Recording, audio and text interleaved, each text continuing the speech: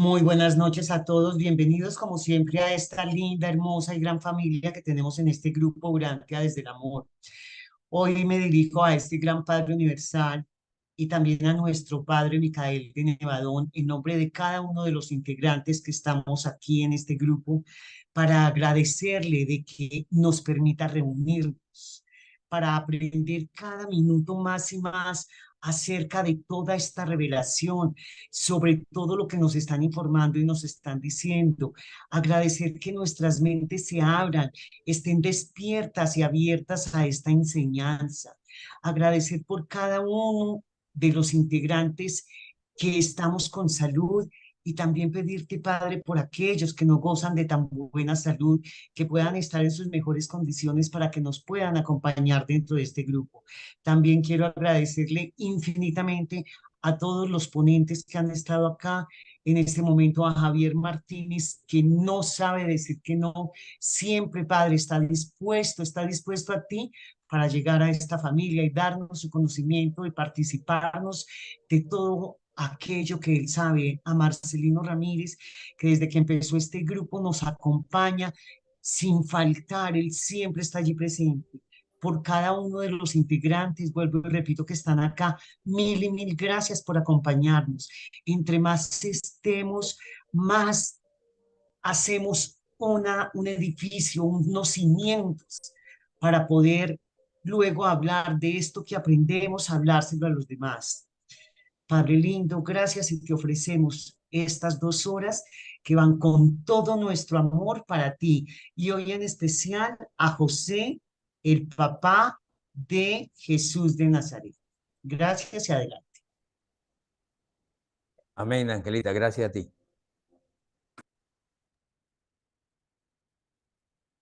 Javier, El es todo tuyo. adelante no sabía a qué significaba. A ver si había alguna cosa por el medio.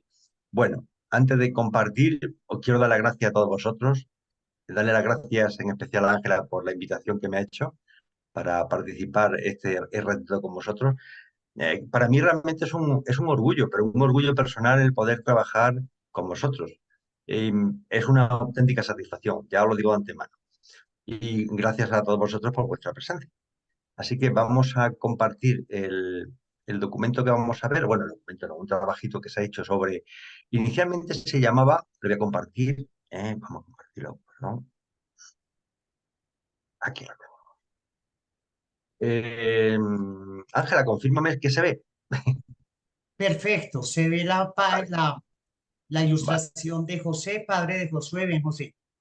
Bueno, vamos a ver, esta presentación, ya os adelanto que os va a encantar. Os va a encantar porque es que la figura de José es una figura que realmente queda eclipsada por la luz que emite Jesús. Claro, es que es tan potente el mensaje de Jesús en toda su vida, que el mensaje de la vida de José, pues realmente queda a otro nivel, pero es poderosísimo. Y de hecho es un modelo de padre, que lo vais viendo, lo vais a ir comprobando a lo largo de la presentación, que es una figura realmente maravillosa, igual que la figura de María como mujer, como la madre de Jesús. Pero créeme que José, a mí, cuando lo estudié con profundidad, realmente es que me cautivó esa persona. Me encantaría poderlo conocer y charlar con él. Entonces, una pequeña introducción de los temas que vamos a hablar. Porque claro, vamos a hablar de muchas cosas. Muchas están relacionadas con, con Jesús y muchas están relacionadas también con María, porque José era el padre de María, lógicamente, a nadie se le escapa. Bien, entonces los temas que vamos a considerar son los siguientes. Vamos a hablar de los conceptos religiosos en la época de José, que eso es importante. Digamos, analizar cuál era el entorno social y político que él convivió, cuál era la situación social y y qué clases sociales existían en aquel momento, qué tradiciones existían sobre el casamiento, quiénes fueron los ancestros de José, cuáles eran las creencias religiosas de José. Vamos a hablar un poco de la familia de José y María a lo largo de toda su evolución, qué hijos tuvieron, quiénes fueron, y vamos a ver, vamos a hacer un desarrollo de toda la vida de José hasta la muerte de él. Vamos a llegar al final a unas pequeñas conclusiones, unas globales y otras particulares, y me gustaría hacer finalmente una transparencia sobre las reflexiones sobre la figura de José como el padre de Jesús. Eso es un poco un índice introductorio para que sepamos de qué vamos a hablar. Muchos temas los voy a leer para no distorsionar. Yo iré añadiendo, digamos, la interpretación o clarificación sobre algunos conceptos, pero siempre voy a partir de la documentación escrita en el libro Durán, lógico. Utilizo la versión del 2009 en español. Dice que sería casi imposible explicar plenamente las numerosas razones que llevaron a elegir Palestina como país para la donación de Miguel y en especial por qué exactamente se escogió a la familia de José y María como marco inmediato para la aparición de este Hijo de Dios en Urantia. Ya sabéis dónde está Palestina. Desgraciadamente sabemos muy bien dónde está Palestina, con la actual guerra que existe entre Israel y Palestina. Nos dicen igualmente, dice que de todas las parejas que vivían en Palestina, en la época para la que se había proyectado la adoración de Miguel, José y María poseían la combinación más ideal de vastos vínculos raciales y de dotaciones de personalidad superiores a la media. El plan de Miguel era aparecer en la tierra como un hombre ordinario, para que la gente común pudiera comprenderlo y recibirlo. Por eso Gabriel eligió a unas personas como José y María para ser los padres de la adoración. Entonces yo realmente hago una pequeña reflexión y es que realmente algo muy especial debieron de observar la comisión de selección para seleccionar a nivel potencial, porque aún no era a nivel potencial nada más, no sabemos cómo se iban a comportar, a esta pareja de humanos. Y María y José eran dos personas libres, con capacidad volitiva, y podían haber aceptado o no aceptado el mensaje ese, o haberlo desarrollado de una forma diferente. Luego, a nivel potencial, tenía unas características que ellos ya la evaluaron desde el primer momento. Vamos a hablar un poco cómo se seleccionó la familia de Jesús. Dice que después de estudiar un informe especial sobre el estado de los mundos aislados, acordaros que nosotros somos uno de los mundos de los 37 mundos aislados, preparados por los Melquisedec con el asesoramiento de Gabriel, Miguel escogió finalmente Urantia como planeta para efectuar su última donación. Dice, cuando Miguel aprobó esta decisión, Miguel la aprobó, cuando aprobó esta decisión, Gabriel nombró y envió a Urantia a la comisión familiar de los 12 escogida entre las órdenes más elevadas de personalidades del universo. Fíjate que esa comisión importante, esa comisión familiar, de las órdenes más elevadas del universo. Dice, con el encargo específico de investigar la vida familiar judía. Cuando esta comisión finalizó su tarea, Gabriel se encontraba en Urantia y recibió el informe que designaba a 3 posibles parejas. Y en opinión de la comisión eran igualmente favorables, como familias de donación para la encarnación que Miguel tenía en proyecto. Es decir, que inicialmente esta comisión de familia, de ser realmente de órdenes muy elevados, eligieron a 3 familias, seguramente a 3 parejas. Y curiosamente, pues le tocó a la pareja de María y José. Dice que después de cada una de sus donaciones, un hijo creador se dirige a la derecha del padre para conseguir allí que el padre acepte su donación. Me llama la atención este tema porque a veces es decir, él va a pedirle permiso al padre para que le permita hacer esta donación que era, en este caso, era la última suya, para que acepte su donación y para recibir instrucciones con miras al episodio siguiente de servicio universal. Dice, después de la séptima y última donación, un hijo creador recibe del Padre Universal la autoridad y la jurisdicción suprema sobre su universo. Y aquí yo me hago siempre muchas preguntas sobre los textos que estamos leyendo. Y es la primera, voy a hacer 3 preguntitas, nada más. Una que me hago es que el Padre Paradisíaco aceptó y conocía qué pareja sería seleccionada. Vamos a ver, el Padre es omnisciente. Jesús no lo perdón, Miguel de Nevadón no lo sabría. Y de hecho seleccionaron. Pero yo tengo la absoluta certeza de que el Padre Celestial lo sabe todo. Al Padre Celestial nada le pilla de improviso. Igualmente el Padre Celestial conocía la muerte prematura de José, que ya lo veremos a lo largo de esta presentación. Igualmente el Padre Paradisíaco conocía la muerte ignominiosa de Jesús. ¿Conoció realmente Miguel cómo se desarrollaría su existencia en Urantia? Él no lo sabía seguramente. Miguel no lo sabía, pero el Padre sí.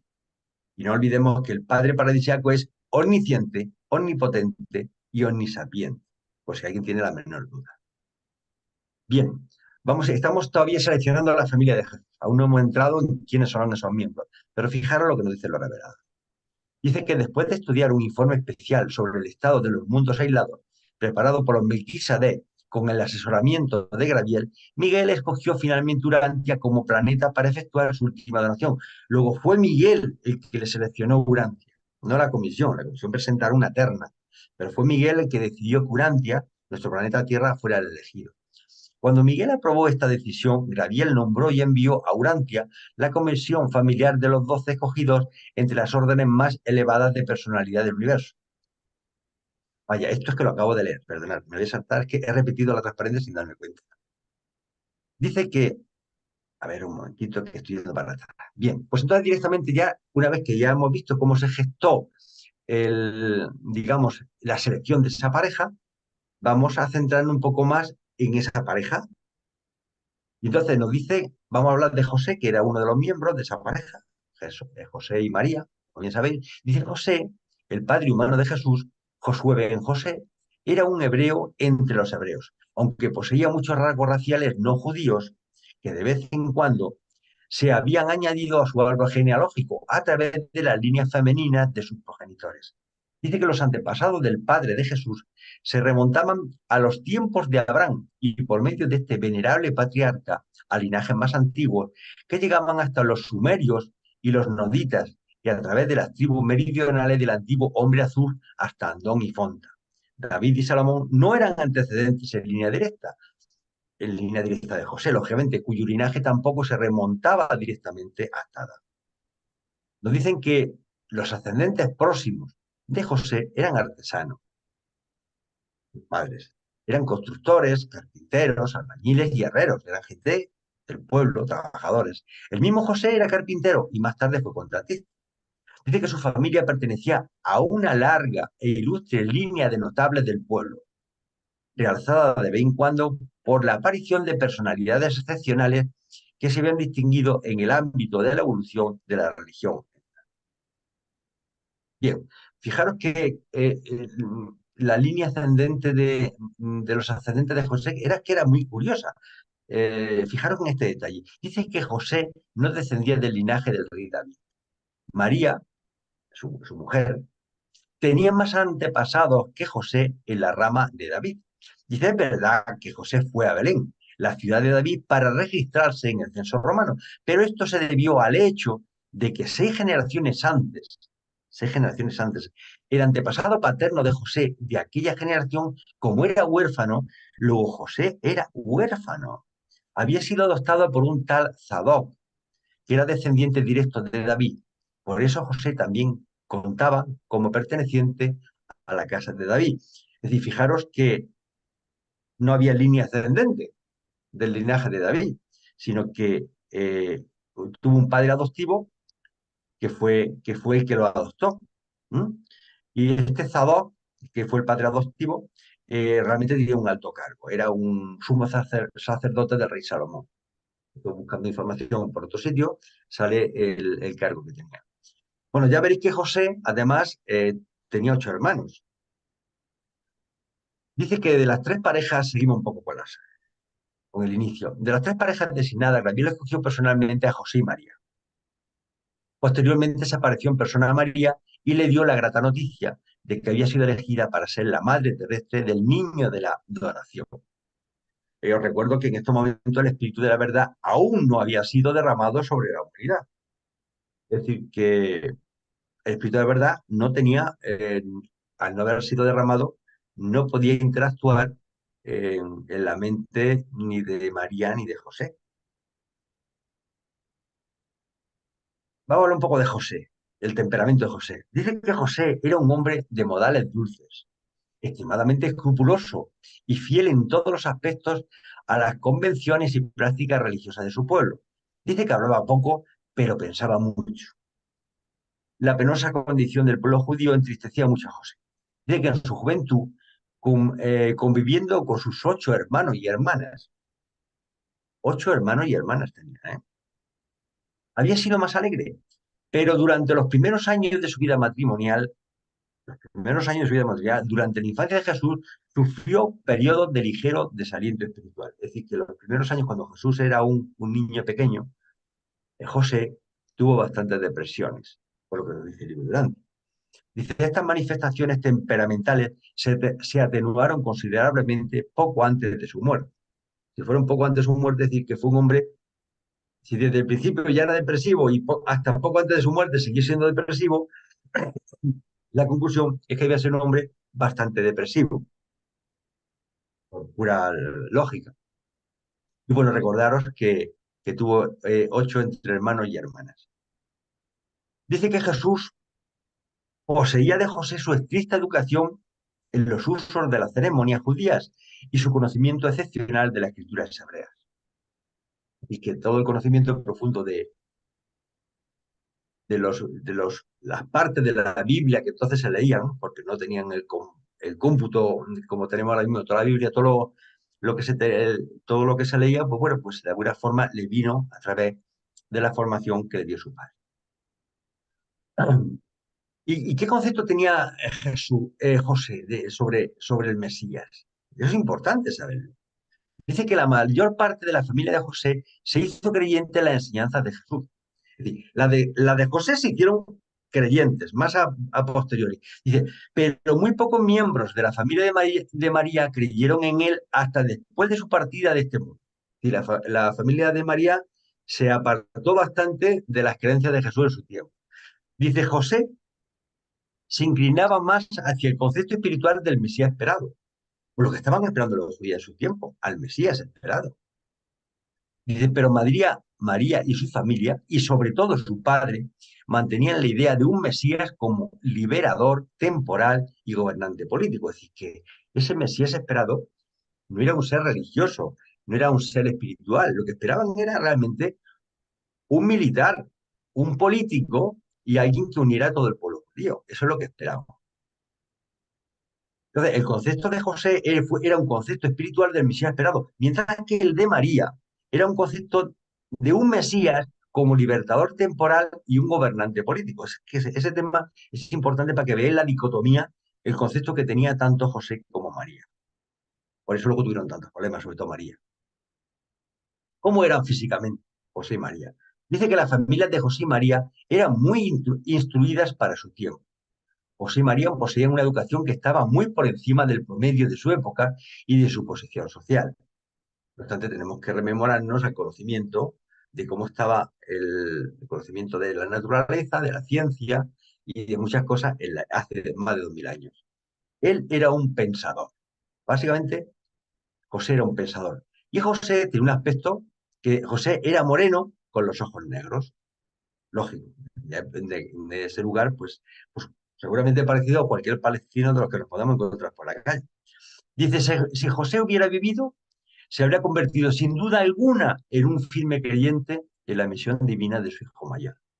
Qué comentario tan bonito hacen los reveladores sobre José. Bien, pero vamos a ver, ¿cuál era la situación política, religiosa y social en los tiempos de Jesús? Vamos a irnos 2000 años antes.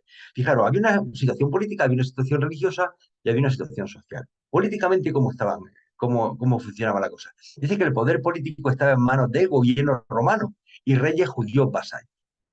El poder judío estaba a cargo del Sanedrín o Asamblea Suprema y nada más. ¿Cuál era la situación religiosa? Bueno, porque las creencias básicas eran, existe un solo Dios, santo y providente, un pueblo elegido y una ley que expresaba la voluntad de Dios. Esa era la situación religiosa.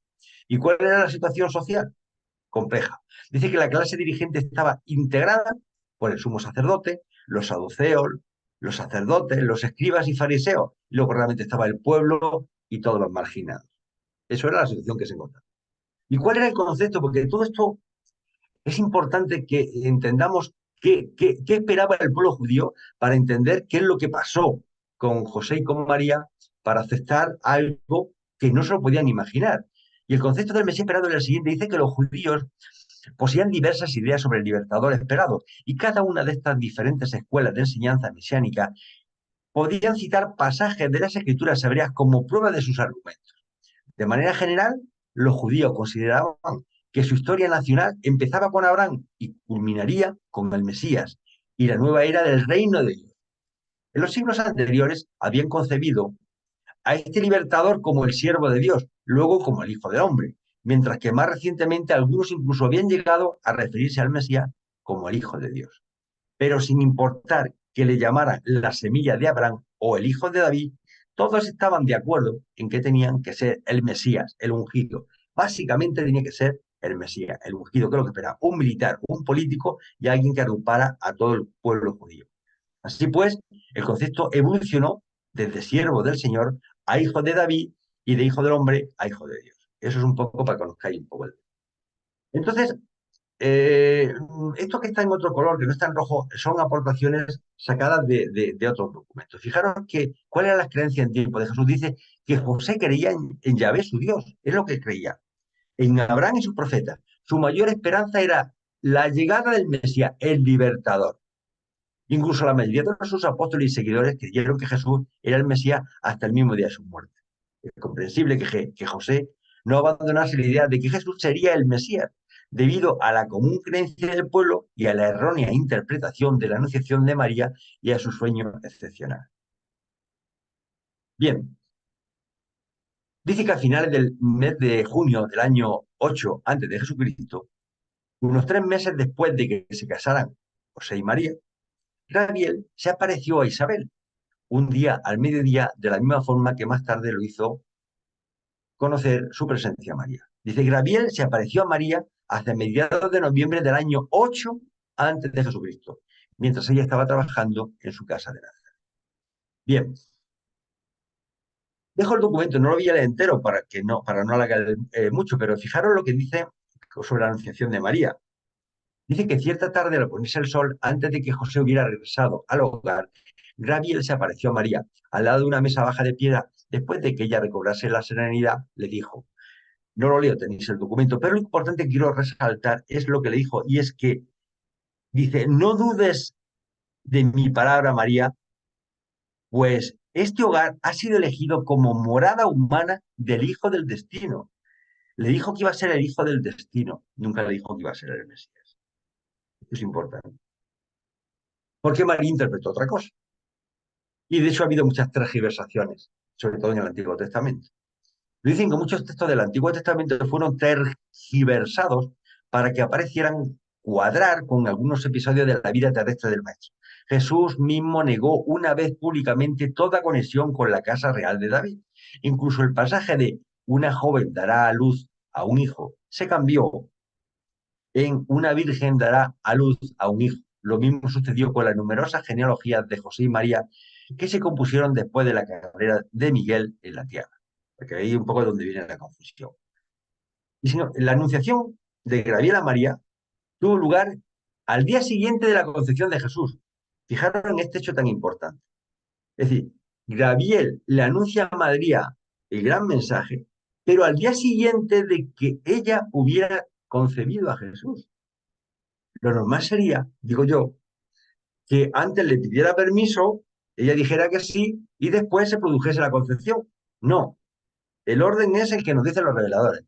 Dice, y fue único acontecimiento de naturaleza sobrenatural que se produjo en toda su experiencia de gestar y dar a luz al hijo de la promesa. Entonces, está claro que a María se le anuncia un mandato de la deidad. Yo entiendo que María aceptó el mandato a través de una maternidad deseada. Era el primer hijo, encima le dicen que iba a ser un varón, pues encantado. Pero fijaros el orden. Se le anuncia después de que ella ha concebido. Es un hecho realmente llamativo. Aquí no sé por qué se me va atrás. Entonces, yo aquí me hago las siguientes preguntas. ¿Dónde queda el libre albedrío de María y José? Bueno, tampoco quiero abrir una polémica sobre ese tema, pero la realidad es que es así como sucedió.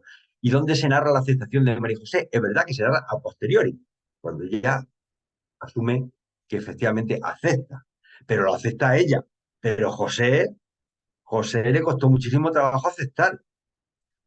María aceptó, admitió el mandato a través de la maternidad deseada, pero José asumió la concepción de María por el amor que le profesaba y el sueño que posteriormente le aclaró sus dudas.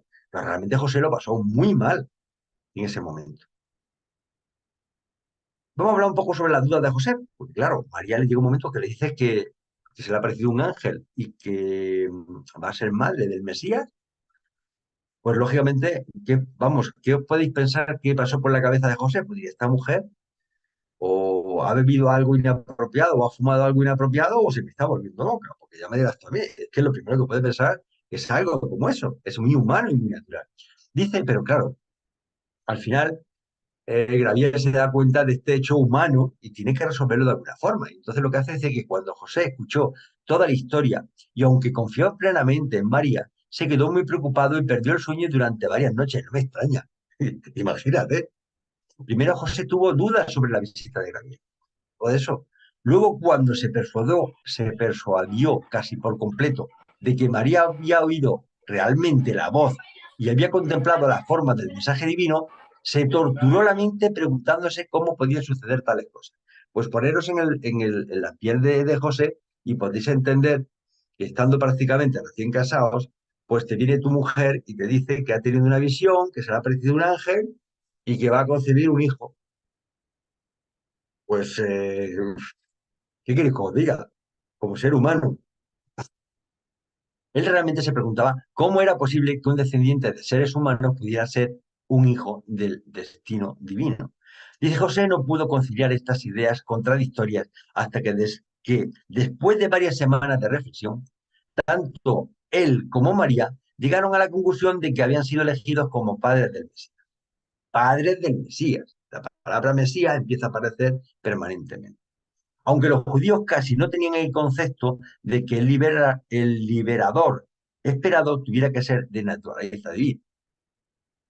Bien, es importante que leamos el sueño de José, que es lo que le dice el ángel. Dice, en este sueño se le apareció un brillante maestro celestial que le dijo entre otras cosas. Es decir, se dice que entre otras cosas significa que además de esto que voy a leer, le dijo más cosas. Lo que pasa es que las otras más cosas, los reveladores no nos lo han querido decir, pero me supongo, como ser humano, que intentarían tranquilizarlo como ser humano. Y luego, lo que sí nos transcriben ellos es lo que voy a leer a continuación. Y es lo siguiente, dice, José, aparezco ante ti por orden de aquel que ahora reina en las alturas. He recibido el mandato de informarte acerca del hijo que María va a tener y que llegará a ser una gran luz en el mundo. En él estará la vida y su vida se convertirá en la luz de la humanidad. Vendrá primero hacia su propio pueblo, pero ellos casi no lo recibirán.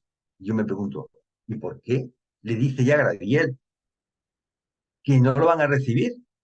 Algo tendría que saber Gabriel, porque si no, lo normal es que no hiciera una presuposición de este tipo.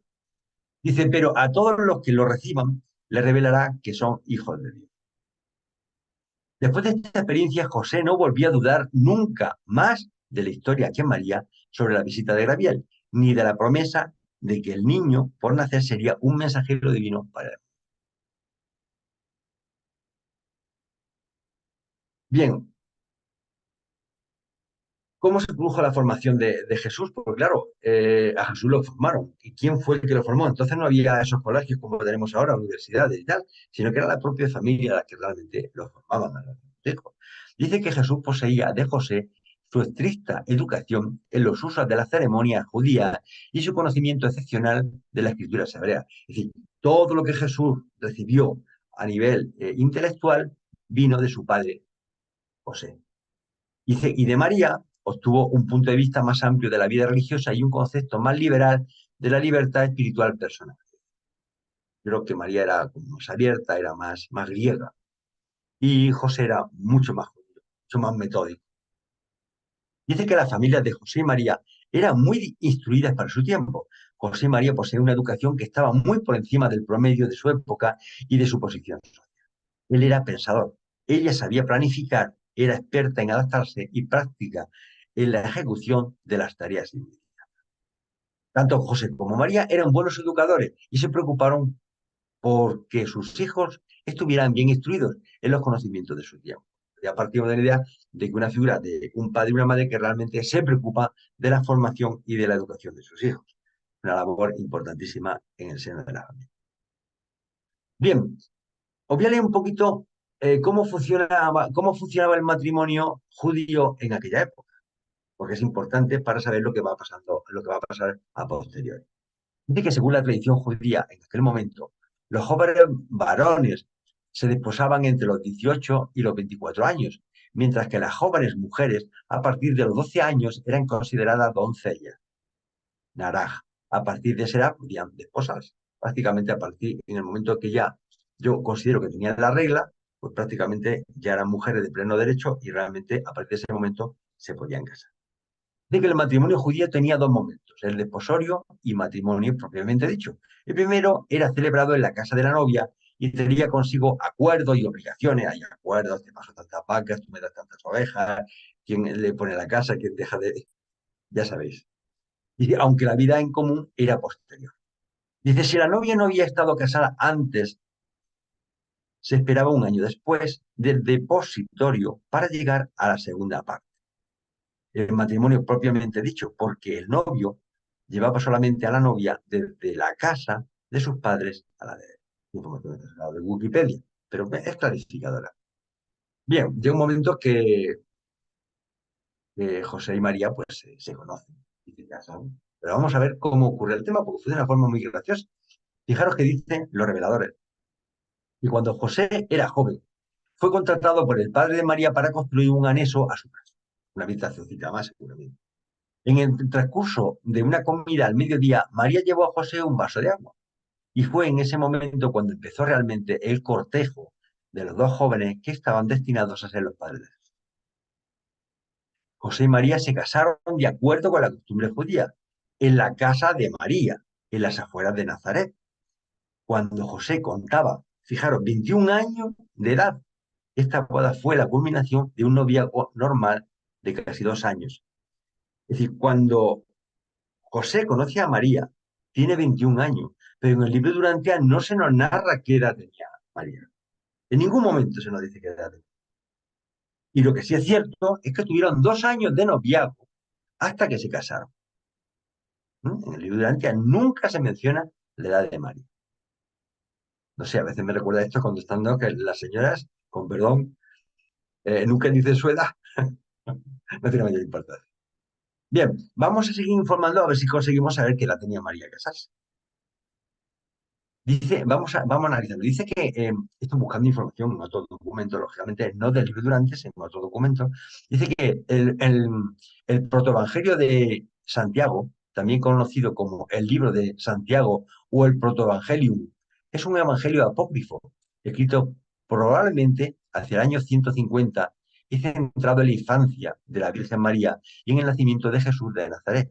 Se conserva en unos 20 manuscritos medievales del siglo XII en adelante.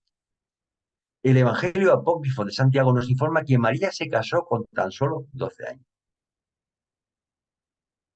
Aquí incluso tengo copiado la redacción de ese documento, de ese documento medieval, que dice que, y cuando llegó a la edad de 12 años, los sacerdotes se congregaron y dijeron, he aquí que María ha llegado a la edad de 12 años en el templo del Señor. ¿Qué medida tomaremos con ella para que no mancille el santuario? Y dijeron al gran sacerdote, tú que estás encargado del altar, entra y ruega a María y hagamos lo que te revele el Señor. Esto está sacado de tu documento para intentar ver exactamente qué edad podría tener María. Bien, a lo largo de la presentación voy a hacer algunos dibujitos de este tipo que yo le llamo timing. Es una flecha del tiempo. Fijaros, cuando veáis la primera, las demás van a ser mucho interpretar. Mirad, aquí hay una línea, entonces, en la primavera del año 29 antes de Jesucristo, está el nacimiento de José. ¿Vale? Y en marzo del año 6 antes de Jesucristo, se encuentran José y María. Bueno, se conocen. Y entonces, él tiene 19 años. Y José, realmente, el casamiento de María y José se produce en marzo del año -8, cuando José tiene 21 años.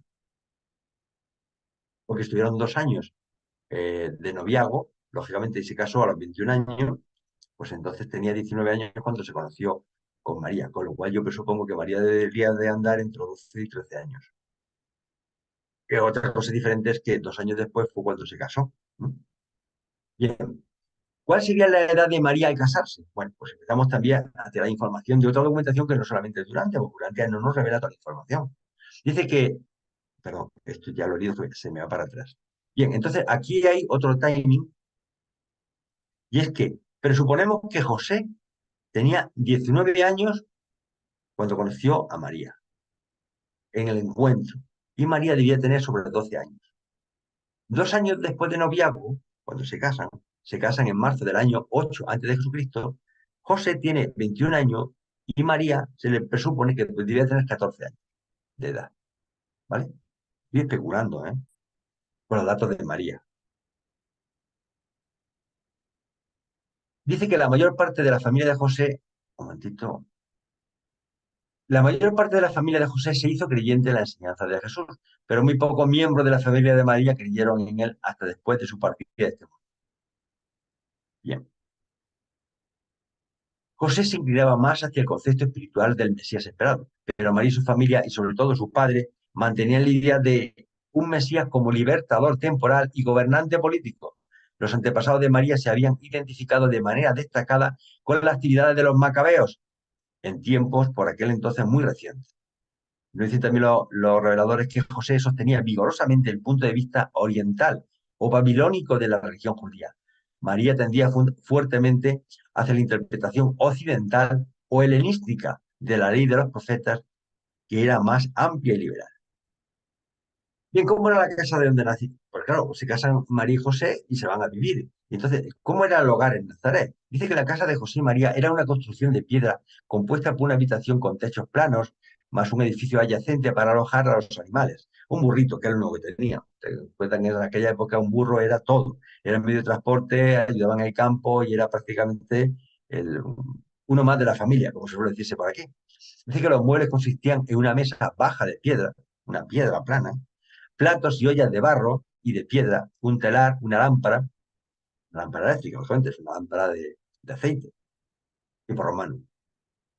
Varios taburetes pequeños y alfombras para dormir sobre el piso de piedra. Sabéis que allí no había cama.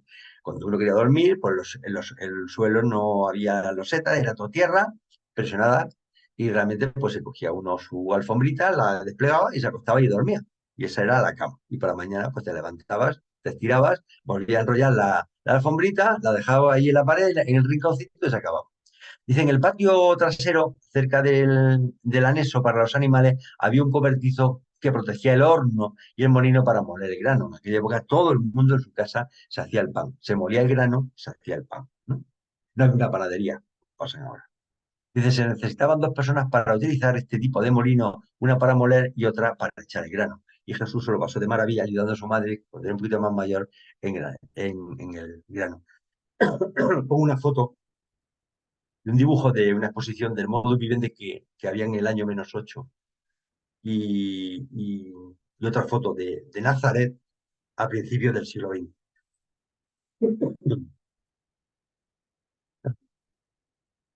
Bien, finalmente, en el año, en marzo del año 8 antes de Jesucristo, bueno, hemos quedado ya en que José y María se casaron por el rito tradicional. Y ahora, esto es un poco como síntesis de lo que hemos leído anterior. Si el casamiento de José y María se produce en marzo del año en el año -8, 8 meses después se produce la anunciación a María, ¿de acuerdo? Y un día antes se produce la concepción de Jesús. Y el nacimiento de Jesús se produce el 21 de agosto del año -7, 9 meses después. Es una línea en el tiempo para que veáis vosotros los diferentes hechos con diferentes fechas para que los situáis en el tiempo. Claro, una vez que el niño nace hay que empadronarlo. Entonces dice que no era necesario que María fuera a Belén para empadronarse. José estaba autorizado para registrar a su familia, pero María, que era una persona intrépida y decidida, insistió en acompañarle. Yo creo que María debería tener un carácter bastante fuerte, creo. Y José, que siempre era un hombre bastante depresivo, de hecho no lo han dicho en los escritos, pues se debía, vamos a ver, que yo creo que la que mandaba en casa era María, perdóname. José se adhería al concepto de un maestro espiritual y María sostenía la idea de un Mesías judío, un liberador de la nación hebrea. Bien, La situación económica era más que deplorable entre José y María. Eran bastante humildes y pobres. Dice que José y María eran pobres. Y como solo tenía una bestia de carga, fijaros que ya en aquella época se vivía muy pobremente. Pero encima los reveladores dicen, en aquella época encima eran pobres y tenían una bestia de carga. Era lo único que tenía. Dice María que estaba encinta, montó sobre el animal con las provisiones mientras que José caminaba conduciendo a la bestia. Él tiraba y María encima. Construir y amueblar la casa había sido un gran gasto para José. Pero fijaros qué detalle, que cuesta trabajo, hay que leerlo en el libro antes para darse cuenta. Dice, construir y amueblar la casa había sido un gran gasto para José y que también tenía que contribuir al mantenimiento de sus padres. Encima, José tenía que ayudar al mantenimiento de sus padres ya mayores, ya que su padre se había quedado incapacitado hacía poco tiempo. Es decir, no solamente se casó con María y tal, sino que encima cuidaba de unos padres mayores. Tomad nota de qué maravilla de persona. Dice, así es como esta pareja judía partió de su miel del hogar por la mañana temprano, el 18 de agosto del año 7 antes de Jesucristo, en dirección a Belén. ¿Vale? Tienen que ir a Belén para empadronarse. Dice que a primera hora de la radiante mañana del 19 de agosto, José y María se pusieron de nuevo en camino. Tomaron su comida al mediodía, al pie del monte Sartaba, que dominaba el valle del Jordán, y continuaron su viaje llegando por la noche a Jericó, donde se alojaron en una posada de camino en las afueras de la ciudad. El 20 de agosto por la mañana, temprano, reanudaron su viaje, llegando a Jerusalén antes del mediodía, viajaron visitaron, perdón, el templo y continuaron hacia su destino, llegando a Belén a media tarde. Bien, se nos informa que tardaron 5 días. 5 días. La distancia entre Nazaret y Belén es de aproximadamente 120 kilómetros. Debieron de recorrer una media de 24 kilómetros por día, es decir, una barbaridad. Porque, verá, 24 kilómetros montado en un burro que fuera un poco a trote, pues se puede entender. Pero un hombre andando suele tardar entre 4 o 5 kilómetros hora. ¿De acuerdo? Y, pues claro, José iba tirando la burra por delante y María iba y ese estado, tampoco puede ni a galope. María estaba embarazada. ¿Mm? Pero fijaros qué distancias tan enormes. Aquí he puesto un pequeño mapa de las diferencias que hay entre Nazaret y Belén. Y se ve las distancias, pues son bastantes kilómetros. Es decir, van pasando 30 kilómetros, 31, 50, es decir, al final. Es decir, que realmente eran viajes muy largos, muy penosos, en este caso montaban un burrito y que pasaron bastantes días. Y claro, tenían que parar a comer, la mujer a asearse, estaba embarazada, pues bueno, ¿qué queréis que os cuente? De luego debió de ser algo bastante traumático. Y ya llega un momento que nace Jesús. Vamos a ver cómo fue esto. Dice que María estuvo inquieta toda la noche, de manera que ninguno de los dos durmió mucho. Al amanecer, los dolores de parto empezaron claramente y al mediodía, el 21 de agosto del año 7 antes de Jesucristo, con la ayuda y la asistencia generosa de unas viajeras como ella, María dio a luz un niño varón.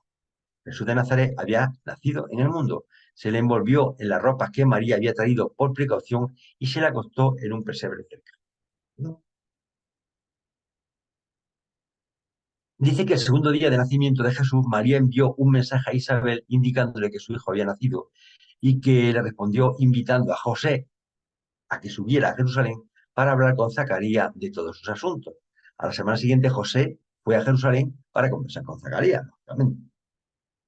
Permanecieron más de un año en Belén y José efectuó, mientras tanto, algunos trabajos en su oficio de carpintero. Es decir, durante ese año, para mantener a la familia, pues el hombre debía actuar pues como dice aquí, como carpintero. Bueno, en esto ocurrieron el tema desagradable del asesinato de los inocentes por Herodes. Pero aunque se hace referencia al asesinato de los inocentes, hay una parte que me gustaría leerla porque es importante en la vida de José. Dice que la masacre de estos niños tuvo lugar a mediados de octubre del año 6 antes de Jesucristo, cuando Jesús tenía poco más de un año y unos meses nada más tenía. La noche antes de la masacre, José y María salieron de Belén con el niño camino a Alejandría en Egipto para evitar atraer la atención. Fijaros, qué cosa muy importante. Viajaron solos con Jesús hasta Egipto. ¿Vosotros sabéis la distancia que hay entre Belén y Egipto? Ahora lo voy a montar en un mapa. Fueron a Alejandría con los fondos que le proporcionó Zacarías. Y allí José trabajó en su oficio mientras que María y Jesús se alojaron con unos parientes acomodados de la familia de José. Vivieron en Alejandría 2 años completos y no regresaron a Belén hasta después de la muerte de Herodes. Con lo cual, a mí me hace suponer que los padres de Jesús y María llegaron a ver hasta seguramente, al pasar por Egipto, pues las 3 pirámides, la de Keops, Kefren y Micerino, que era algo emblemático. Seguramente todos los caminos pasarían por ahí.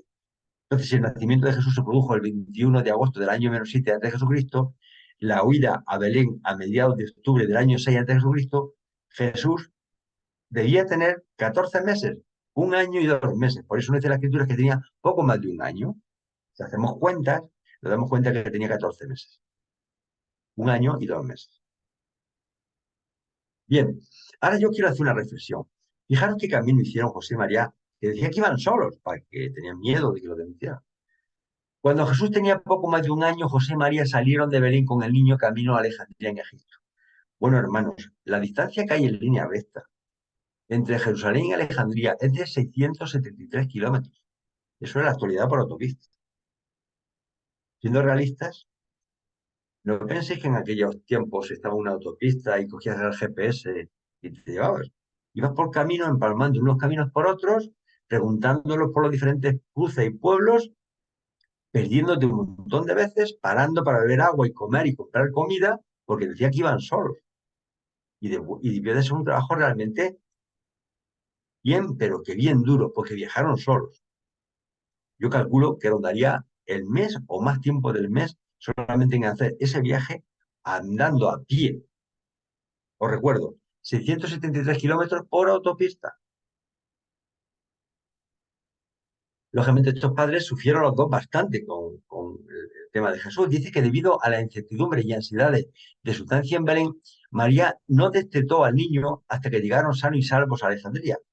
Lógicamente, que el camino, un mes viajando por ahí, no podían darle, lo único que darle era teta al niño, porque es que no había otra forma de alimentar al niño. Donde la familia pudo llevar una vida normal. Vivieron con unos parientes y José pudo mantener fácilmente a su familia porque consiguió trabajo poco después de su llegada.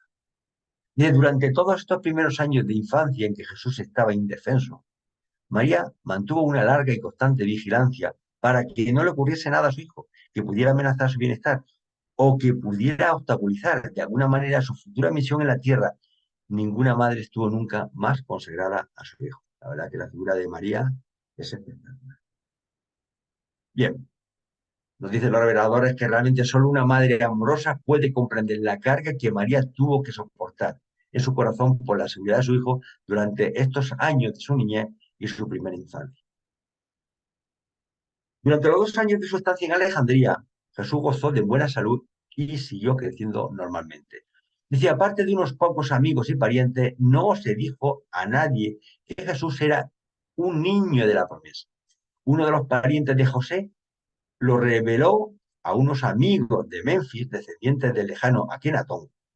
Estos se reunieron con un pequeño grupo de creyentes de Alejandría en la suntuosa casa del pariente benefactor de José poco antes de regresar a Palestina para presentar sus mejores deseos a la familia de Nazaret y sus respetos al niño. Menos mal que José tenía familia allí en Alejandría y pudieron escaparse allí y le ofrecerían y le buscarían trabajo, lógicamente, porque en el fondo él era un inmigrante que estaba huyendo de la parte de Palestina a Egipto.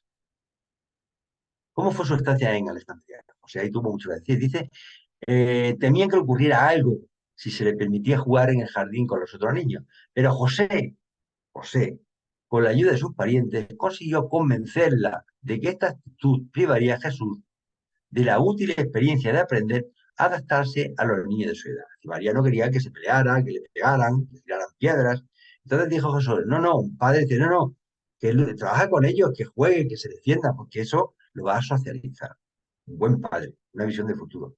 Comprendiendo que un programa así de protección exagerada es inhabitual, podría hacer que el niño se volviera cohibido y un tanto egocéntrico. María dio finalmente su consentimiento. Luego, un buen padre que quiere que sus hijos sean desprendidos se relacione con los demás.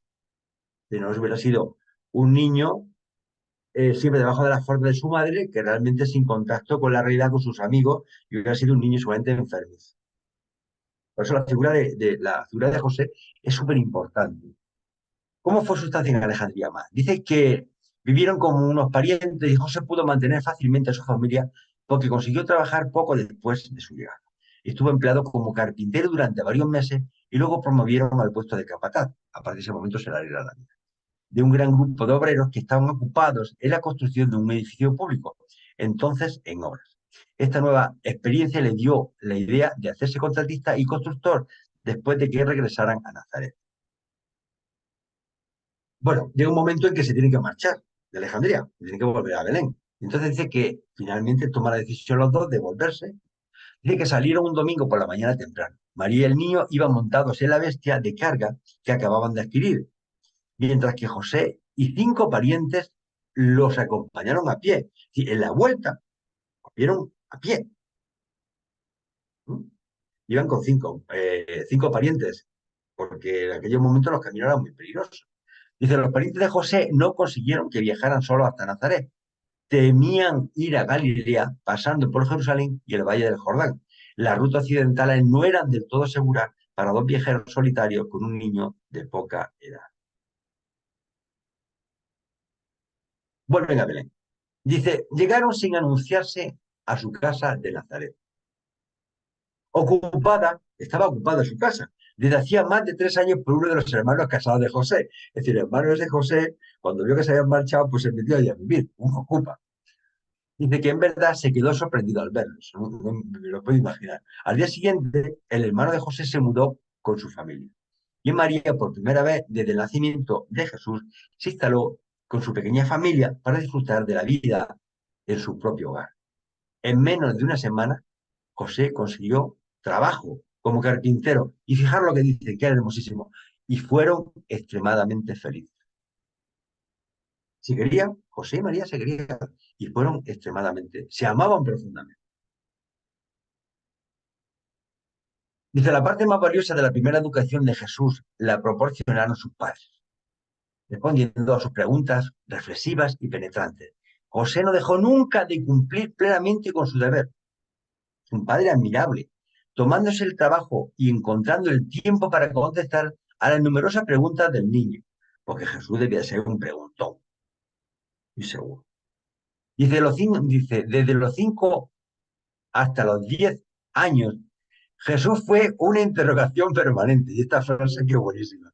Hasta los 10 años una interrogación permanente, estaba permanentemente preguntando. Dice, aunque José y María no siempre podían contestar a sus preguntas, nunca dejaron de discutirlas a fondo y lo ayudaban de todas las maneras posibles en sus esfuerzos por encontrar una solución satisfactoria al problema que su mente despierta le había sugerido. Realmente eran unos padres responsables. Yo me imagino a José intentando todo el santo día, cada vez que el niño venía casi ocultándose, porque siempre venía con preguntas de por qué y por qué y por qué, como nos han pasado a nosotros con los niños que eran pequeños, pero Jesús debía ser la leche. Bien, claro, la familia de Jesús no solamente tuvo a Jesús, Jesús fue el primero, tuvo un montón de hermanos. Entonces, José y María dice, bueno, dice que, por leer el documento, dice que el siguiente acontecimiento importante en la vida de esta familia de Nazaret fue el nacimiento de su segundo hijo. Primero nació Jesús, ¿eh? 21 de agosto. Después nació Santiago, que nació al amanecer del día 2 de abril del año 3 antes de Jesucristo. Luego nació Marta, la segunda hermana de Jesús, que nació el jueves 13 de septiembre por la noche. Luego, un poquito más adelante, en el año 2 antes de Jesucristo, poco más de un mes antes de su quinto cumpleaños, Jesús se sintió muy feliz con la llegada al mundo de su hermana Miriam, que nació en la noche del 11 de julio. Su tercer hermano, Simón, nació la tarde del viernes, el 14 de abril de este año, el 2 antes de Jesucristo. José, el cuarto hijo de la familia de Nazaret, nació a la mañana del miércoles 16 de marzo del año 1 después, ya después de Judá nació el anochecer del miércoles, el 24 de junio del año 5 después de Jesucristo. Su hermano Amós nació la noche del domingo 9 de enero del año 7 después de Jesucristo. Y finalmente Ruth, que era la más pequeña de la familia, nació la noche el miércoles 17 de abril del año 9. Entonces aquí yo os he preparado, bueno, he hecho una lista desde Jesús, de la fecha de nacimiento de cada uno, desde Jesús hasta Ruth de la última, porque fueron nueve hermanos. A mí esto me llama la atención porque yo soy el mayor también de 9 hermanos. Y también teníamos 3 niñas. Bueno, el timing de Jesús, os lo he puesto aquí un gráfico. No, no, es muy sencillo.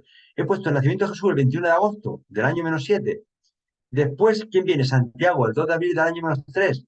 Después, ¿quién viene? Miriam, el 11 de julio del año 22, ¿de acuerdo? Hasta el último nacimiento que es Ruth, el 17 de abril del año -8. Y aquí está el tiempo que transcurre entre el nacimiento de cada hermano. Fijaros que entre Jesús y Santiago pasaron 3 años y 7 meses.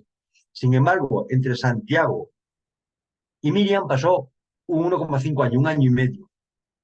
Y entre Miriam y José pasaron 9 meses, prácticamente 9 meses. Lo que quiero resaltar aquí, que fijaros, toda la familia de Jesús, todos sus hermanos, nacieron en un periodo de tiempo de 12 años y medio. Que veis la fecha del 21 de agosto del año -7 al 17 de abril del año 8, hay aproximadamente 12 años y medio. Es lo único que quiero que veáis. Como este documento lo vais a tener, pues yo os lo voy a pasar a Ángela, lógicamente. O sea, quien quiere tenerlo, que para su lectura posterior, pues ahí lo tenéis. Bien. Ahora, ¿cómo sigue la formación cómo le va dando la formación José a su hijo? Dice que los judíos de Galilea tenían la costumbre de que la madre se responsabilizara de la educación del niño hasta que éste cumplía los 5 años.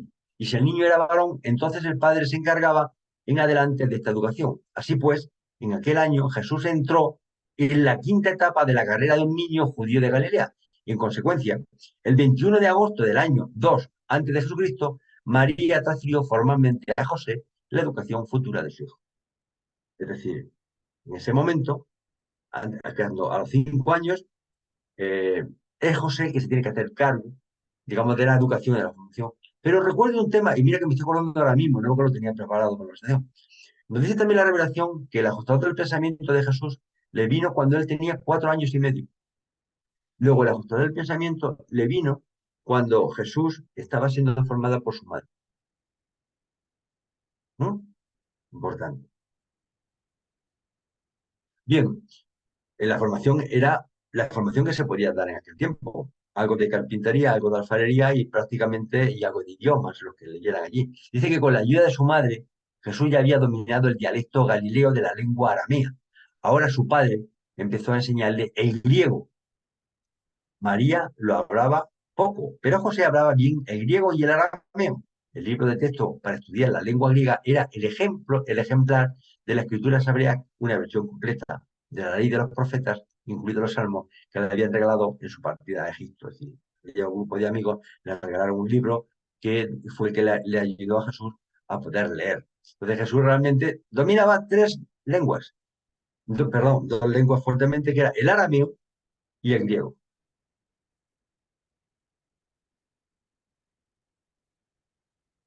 Fijaros que un buen padre, además de dar consejos y enseñarte, también tiene que aplicar disciplina.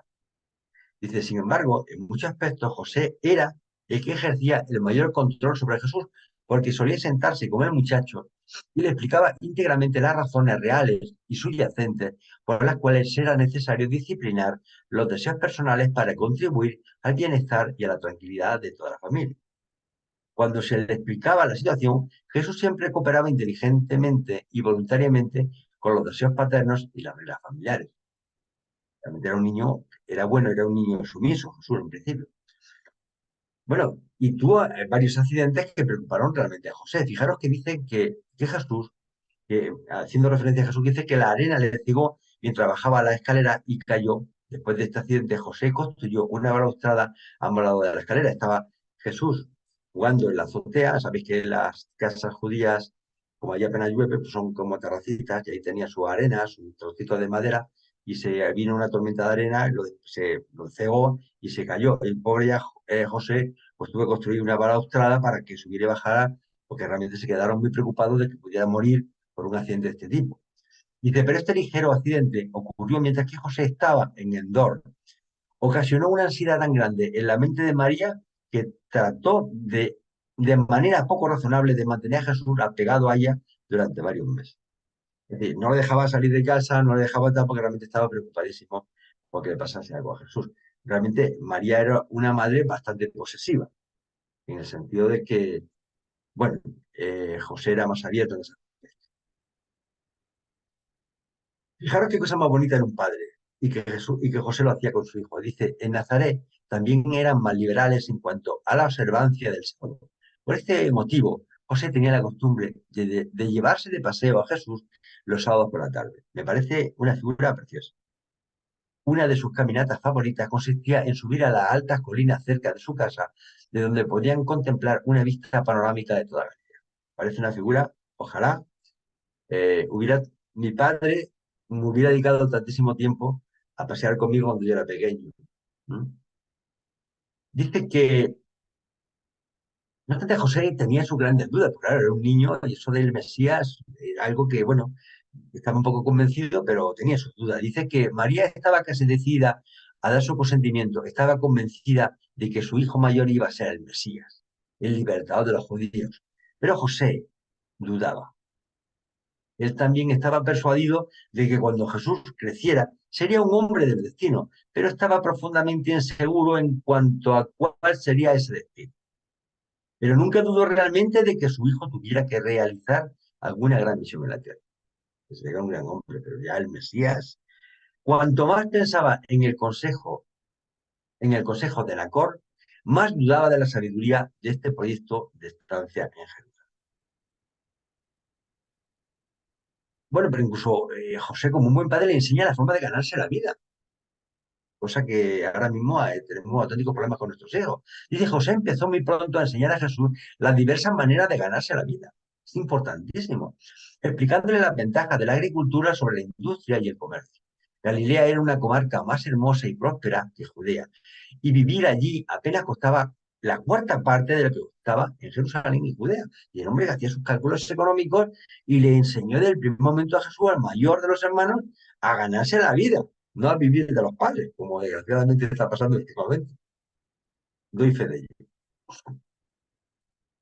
Eh, Luego hubo un acontecimiento que realmente hizo que realmente Jesús empezase a tener problemas con su padre, como pasa actualmente. Dice que durante los pocos años que siguieron, José hizo trabajos considerables en Caná, Belén, San Galilea, en Magdala, en Naín, en Séforis, bueno, hay varias en Endor, así como muchas construcciones en Nazaret y sus alrededores. Como Santiago había crecido lo suficiente como para ayudar a su madre en los quehaceres domésticos y en el cuidado de los niños más pequeños, Jesús se desplazó frecuentemente con su padre a estas ciudades y pueblos vecinos. Es decir, que José trabajaba en muchas localidades vecinas, se iba y entonces Jesús se marchaba acompañando a su padre, seguramente para ayudarle en las obras y en los trabajos que ejecutaba su padre. Jesús era un observador penetrante y adquirió mucho conocimiento práctico en estos viajes lejos de su hogar. Importante el viajar con tu padre a diferentes lugares, con lo cual le dio una formación humana y social enorme. Pero claro, Jesús y José también empezaron a tener sus pequeñas diferencias. Dice que se dio la circunstancia de que precisamente en aquel momento se estaban celebrando en el anfiteatro de Ercitópolis los juegos competitivos anuales y las demostraciones públicas de proezas físicas entre las ciudades griegas de la Decápolis. Ya sabéis que los griegos eran muy dados al exhibicionismo de los cuerpos. Se echaban aceite por el cuerpo para que brillaran más. Jesús insistió para que su padre lo llevara a ver los juegos. Insistió tanto que José no se atrevió a negarse. Este es el problema que tenemos muchos padres, que cuando insisten mucho nuestros hijos con nosotros al final, bueno, pues no nos negamos y le damos el capricho. Dice, el joven estaba entusiasmado con los juegos y entró de todo corazón en el espíritu de aquellas demostraciones de desarrollo físico y de habilidad atlética. se escandalizó indeciblemente al observar el entusiasmo de su hijo mientras contemplaba aquellas exhibiciones de vanagloria pagana.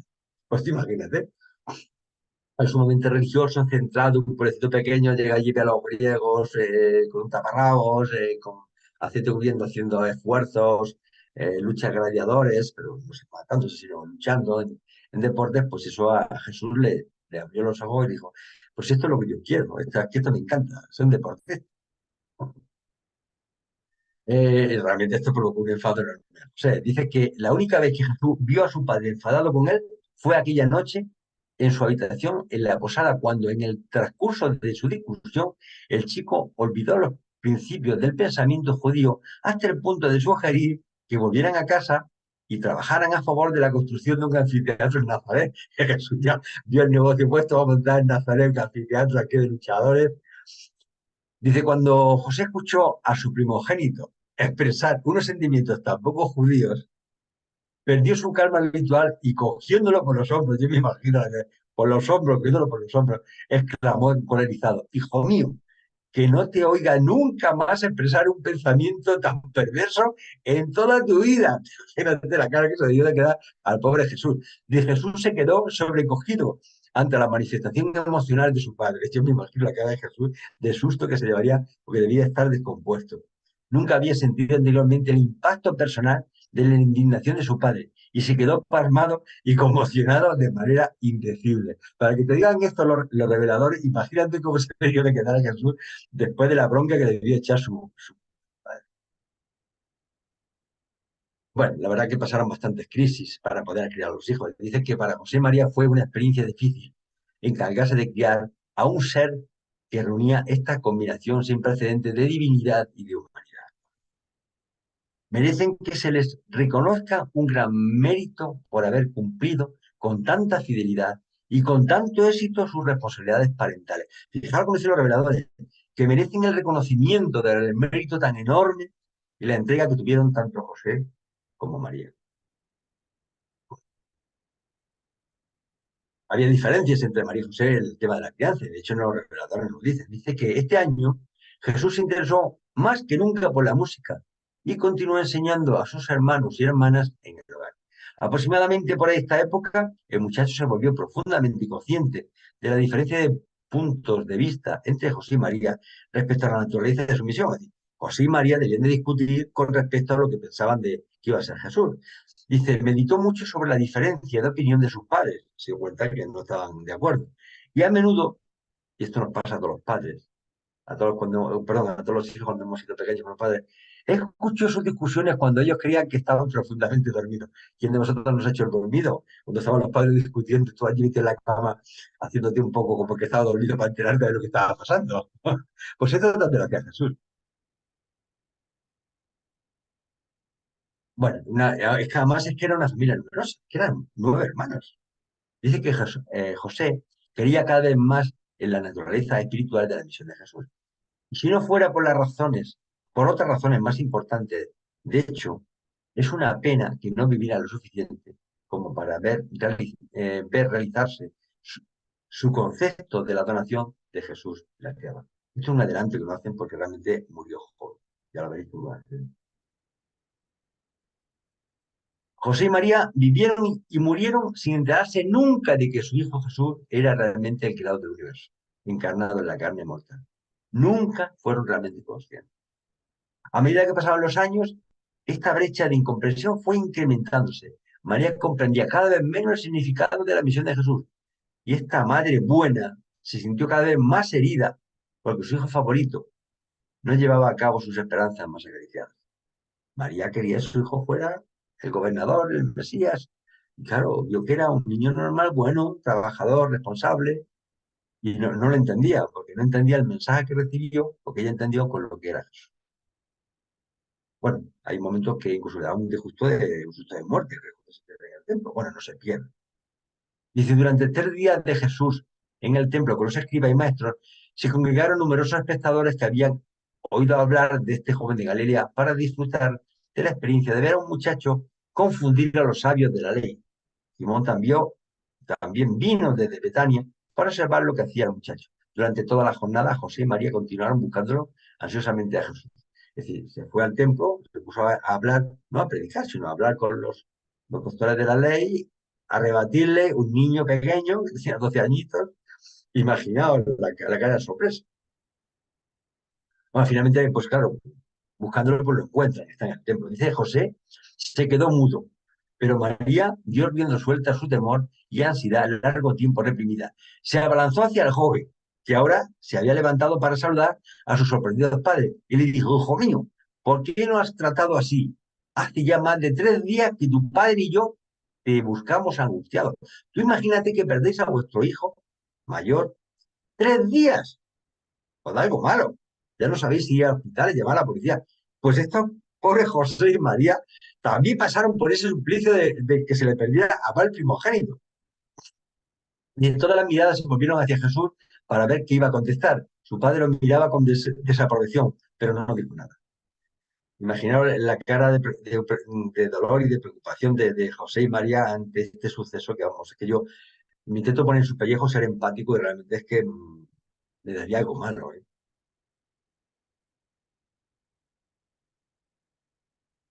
Bien. Se me vuelve para atrás, no sé por qué se me... Bien, esto es una imagen, bueno, gráfica muy bonita, era hablando con los doctores de la ley. Bueno, desgraciadamente pasa lo que pasa siempre, cuando llegamos a cierta edad. Y es que todo fue bien hasta aquel martes fatal, el 25 de septiembre, el año 8 después de Jesucristo. El mensajero de Séfori se había detenido en el taller antes de llegar al domicilio de José. Informó a Jesús del accidente de su padre y los dos juntos fueron a la casa para comunicar la triste noticia a María. Jesús deseaba ir inmediatamente al lado de su padre, pero María no quería oír nada que no fuera salir corriendo para estar junto a su marido. Carlos lo dice la verdad ahora. José ya no estaba. Había sido un marido y un padre excepcional, y todos lo echaban de menos. Su muerte les parecía aún más trágica cuando pensaban que no habían podido hablar con él al recibir su última bendición. Bueno, otro timing en el tiempo. Fijaros que esto es la interpretación. José está arriba y entonces el casamiento, bueno, entonces, cuando se casa José y María, en marzo del año 18, José tiene 21 años, ¿de acuerdo? Pero cuando muere él, fue el 25 de septiembre del año 8. ¿Y José qué edad tiene? 36 años. José murió a la edad de 36 años. El libro de Antía no te da información de forma explícita, pero implícitamente tú puedes hacer cálculos y sacar muchísimos datos. Y aquí tenéis un poco otro planteamiento del término del casamiento, la anunciación de Jesús, perdón, de José y María. Y bueno, no voy a entrar en profundidad porque lo tenéis aquí y lo podéis analizar y es las mismas fechas que hemos ido comentando a lo largo de esta presentación, pues las tenéis en una línea del tiempo. Muerte de José, vamos a un poquito más de la muerte de José. Dice que justo en el momento en que las perspectivas eran buenas y el futuro parecía sonreírles, una mano aparentemente cruel golpeaba al cabeza de familia de Nazaret. Los asuntos de este hogar saltaron en pedazos y todos los planes con respecto a Jesús y su futura educación quedaron destruidos. Este joven carpintero que acababa de cumplir 14 años, Jesús tenía 14 años. Se queda sin su padre cuando tenía 14 años. Fijaros también el dolor de Jesús. Tomó conciencia de que no solo tenía que cumplir la misión recibida de su Padre Celestial, de revelar la naturaleza divina en la tierra y en la carne, sino que su joven naturaleza humana tenía que asumir también la responsabilidad de cuidar de su madre viuda y de sus 7 hermanos y hermanas, sin contar los que aún no habían nacido, porque eran 9. Uno nació después de la muerte de José. ¿De acuerdo? Entonces, Jesús, con tan solo 14 años, que estamos hablando de un adolescente, asume la responsabilidad de cuidar a su madre viuda y hacerse cargo de sus 8 hermanos menores. Fijaros el panorama que se le plantea. Aquí tenía una otra representación en el tiempo, entonces me vi el último punto, en la muerte de José, Jesús tenía solo 14 años y José tiene 36 años de edad. ¿De acuerdo? Para que vayáis, eh, vamos alargando la línea del tiempo para no repetir lo anterior. Entonces, importante, como José se casa a los 21 en marzo del año menos 8 y muere el 25 de diciembre del año menos 8, pues sumáis 21 más 15, 36 años. Ya lo hemos dicho antes. Tenía aproximadamente 36 años. Pero este dato es muy gracioso. Yo cuando hice el primer cálculo, me produjo un crack. Y ahora voy a decir por qué me hizo un crack esta edad. Muerte de María y de José. Dice, después de la Pascua, María regresó a Besaida, donde vivió en la casa de Juan durante el resto de su vida física. María no llegó a vivir más de un año después de la muerte de Jesús. Un año después de la muerte de Jesús muere María. Entonces hacemos un cálculo de los años vividos por María. Si consideráramos que se casa a los 14, 15 años, dicen que a los 12 años para los ortodoxos, pero según mis cálculos, 14, 15 años, un año de embarazo, Jesús vivió 36 años porque murió en el año 30. Luego Jesús vivió 36 años, los mismos que José. ¿No llama la atención? Los dos vivieron 36 años de edad. Cuando hice este cálculo, hubo algo que me dicho, yo digo, pero ¿qué? ¿Me he debido equivocar? ¿No? José vivió 36 años, Jesús vivió 36 años. Y María, como vivió un año más a la muerte de Jesús, que murió en el año 31, según mis cálculos, María debió de vivir aproximadamente 52, 53 años de edad. Bueno, datos que no tienen mayor importancia y listo. Cuando el Jesús resucitado emergió de su tumba, el cuerpo de carne en el que había vivido y trabajado en la tierra durante cerca de 36 años, yo lo he puesto un poco para recordar, no sé qué, durante cerca de 36 años, el tiempo que Jesús vivió con nosotros en la tierra. Y hacía todavía allí en el nicho del sepulcro. He puesto solamente esto para potenciar la idea. ¿De acuerdo? Los 36 años. Bueno, y terminamos ya con una serie de conclusiones, porque el tiempo se va, la hora y media que tenía planificada, que José vivió una experiencia como cualquier humano de su época. Fue seleccionado junto a María para realizar un cometido glorioso en Murante. Un hombre trabajador, responsable y un buen padre de su tiempo. Vivió una vida sencilla, pero puso las bases para el posterior desarrollo de la familia de Jesús. Amó a María y a sus hijos con auténtica entrega. Fue un protector sin igual. Amó profundamente a su hijo Jesús, pero no llegó a comprender su maravilloso mensaje. Murió demasiado joven. Eso no lo dicen los reveladores. Murió demasiado joven. No hubiera entendido a Jesús. Es un ejemplo de vida de una familia numerosa, donde el hombre estaba condicionado por su tiempo y por los hechos ocurridos. José murió creyendo que su hijo podía llegar a ser una personalidad religiosa destacada. Hay varias referencias de la vida sobre José en el Nuevo Testamento, en la Evangelio de Lucas, en Mateo y en varios sitios. Lo voy a dejar en este documento ahí, porque si tenéis copias, lo leéis, pues queréis tener más información sobre José, que no aparece en el libro de Durantia, aparece en esto, ¿no? En los escritos apócrifos también aparece bastante sobre José. Os dejo el documento, no lo voy a leer para que no se haga esto muy largo, porque además es una información complementaria, algunas veces difiere con respecto al libro de Durantia, pero si a alguien le gusta profundizar, en este documento lo tiene. Finalmente, os voy a dar las gracias por vuestra asistencia, dejo de compartir. Si hay alguna duda, pues os intento responder y muchísimas gracias por vuestro tiempo y por vuestra presencia. ¿Qué queréis que os diga? Pues que Dios os bendiga. Gracias a ti, Javier. Nunca me había puesto en el oficio de leer y de documentarme acerca de la vida de José. Que es una novela hermosa, es una novela de amor, de trabajo, de lucha. Es una historia muy, muy linda y muy inspiradora.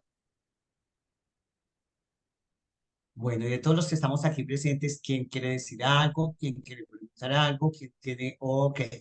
Empezamos con Arturo. Arturo, tiene la palabra. Muchas gracias, hermana. Ángel, antes que nada, pues muchas felicidades por tan excelente presentación, como siempre, muy bien explicado. Más que dudas, porque pues obviamente este tema ya lo tenemos, yo creo que la mayoría de nosotros bien estudiado, más que nada es profundizar un poquito sobre el hecho de que María haya sido renuente a querer acompañar a José a Belén.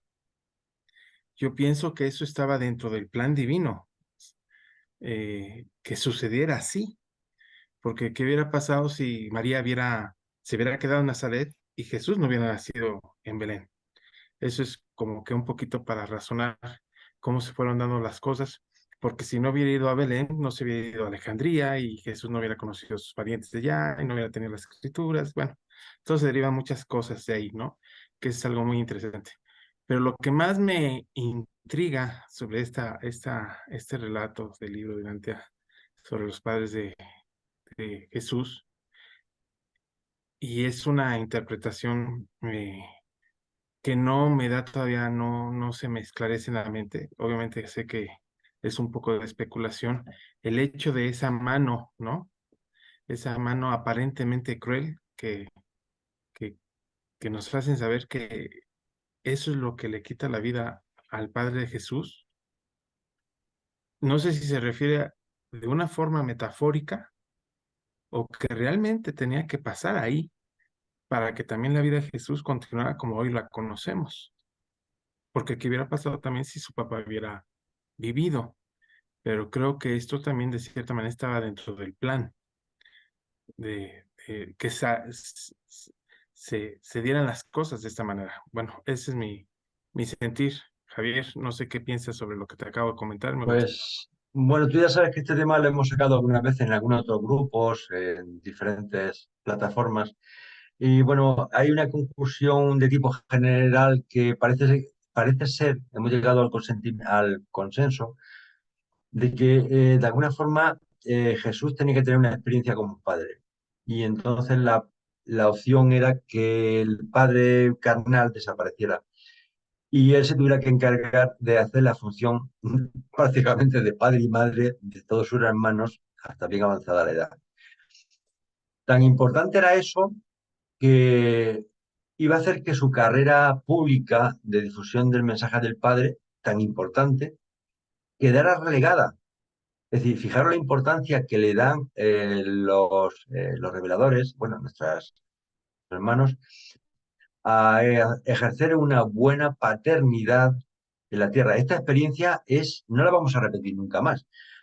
Hasta el punto de que las personas que por las cosas de la vida no han podido tener hijos, o porque no han querido, o porque la vida no le ha facilitado el camino para tener esos hijos, pues luego tienen que pasar por las guarderías probatorias, ¿no? Es decir, que la experiencia de ser padre, y de hecho, hasta que no eres padre no te enteras realmente lo que es una familia, porque los disgustos que te dan los hijos y las noches sin dormir que te dan solamente vida. Y además es que es para siempre, para siempre. Y entonces creo que esa experiencia, de alguna forma, Jesús la tenía que vivir en carne propia. Y eso es una opinión personal y de algunos grupos, pero hay personas que opinan de forma diferente. Muchas gracias, Javier. Concuerdo contigo. Gracias. Esclarecedor el punto. Muchas gracias. Ramón Humberto, desde Venezuela, Mérida, cuéntanos. Sí, muy buenas, maravillosas y bendecidas noches para todos. Yo le agregaría lo siguiente: asumir que todo estaba escrito en el universo y que eso tenía que pasar así, no. Yo solamente digo que fueron los hechos así, porque entonces de esa manera podemos asumir de nuevo el error que tenemos los humanos en decir que un padre envió a un hijo que fue Jesús de Nazaret para que sufriera y pagara por los pecados de la humanidad, y no es así, no es así. Ya eso pues está muy claro que de una u otra manera no era para que Jesús terminara de esa manera. La manera terminó porque la maldad de los seres humanos pues, está reflejada en lo que es el ego. No, eso que dice es cierto. Es decir, vamos a ver, nosotros aquí sufrimos todas las inevitabilidades de la existencia y eso es, y nadie sabe lo que va a pasar. Hay cosas raras ahí, porque cuando dice Graviel que sabiendo le dice que muchas personas no lo van a aceptar y tal. Bueno, vale, de acuerdo. Pero realmente la preconciencia del tiempo no está en manos ni de nosotros, ni seguramente ni de Jesús. Yo estoy convencido que Jesús no sabía que iba a morir así, de esa forma tan ignominiosa. No lo sabía. De hecho, él, cuando se acabó la predicación, estaba ya prácticamente, había hecho su trabajo, y es cuando él se da cuenta de que el Padre le exige algo más, y es que viva su vida y muera como uno más de nosotros, si no vaya ejemplo. Y entonces, pero murió de esa forma, pero puede haber muerto de cualquier otra, que le atropellara una carreta o muerto de vejez o muerto por una enfermedad. De alguna forma se tenía que morir. Surgieron las cosas así, porque surgieron, pero ni el padre intervino en eso, ni eso ya lo deja muy claramente hecho. Y que ellos tampoco sabían lo que iba a ser el futuro de su existencia, pues tampoco lo podían conocer. El Padre Celestial lo conocía todo, eso yo estoy plenamente convencido. Pondría la mano en el fuego. El Padre Celestial, omnisciente y omnipresente, lo sabe todo, porque al Padre Celestial nada le pide de improviso. Pero Miguel se encontró, Jesús de Nazaret, en su vida, se encontró con estas experiencias y se la encontró de esa forma. Y es así, entonces, pero no hay nada escrito. La vida la escribimos diariamente, cada día y en cada instante. Es así. No sé si he sabido responder a todo. Así lo creo. Perfecto. Marcelino. Gracias, Angelita. Un gran abrazo para quienes no había saludado. Bueno, hermano, gracias por tu esfuerzo de la madrugada allá y por este tema interesantísimo. Felicitaciones, hermano. Este, Pienso yo que el proceso que de alguna manera se dio con José fue un proceso totalmente natural, completamente natural. No hubo una intervención para evitar su muerte, no la hubo, y de alguna manera era necesario ese grado de prueba para una personalidad como la de Jesús. De manera que si José no hubiese muerto y que si hubiese continuado, de manera que muy probablemente hubiese surgido otras circunstancias que le hubieran dado pruebas en una forma quizás similar, un poco menor, un poco diferente, pero estas pruebas que definitivamente tenía que vivir para esa capacitación como ser humano. Y era importante ya que él venía como inspirador. Entonces, habría una jugada interesante allí, de manera que los hechos siempre se produjeran en forma natural, pero que se pudiera experimentar en ese proceso de prueba que produjera un verdadero grado de inspiración para no solo el planeta, sino para todos los demás planetas de Nevadón, y diría yo casi que para los 7 superuniversos. De manera pues que interesante esto. Y con respecto a la muerte de Jesús, pues también muy interesante, pero en ese caso Jesús podría haber ido a otro lugar, así como fue a otro lugar cuando intentaron matarlo en Nazaret, de manera pues que permitió esa muerte y era un proceso natural por la decisión pues de quienes dictaron ese proceder tan impresionantemente injusto.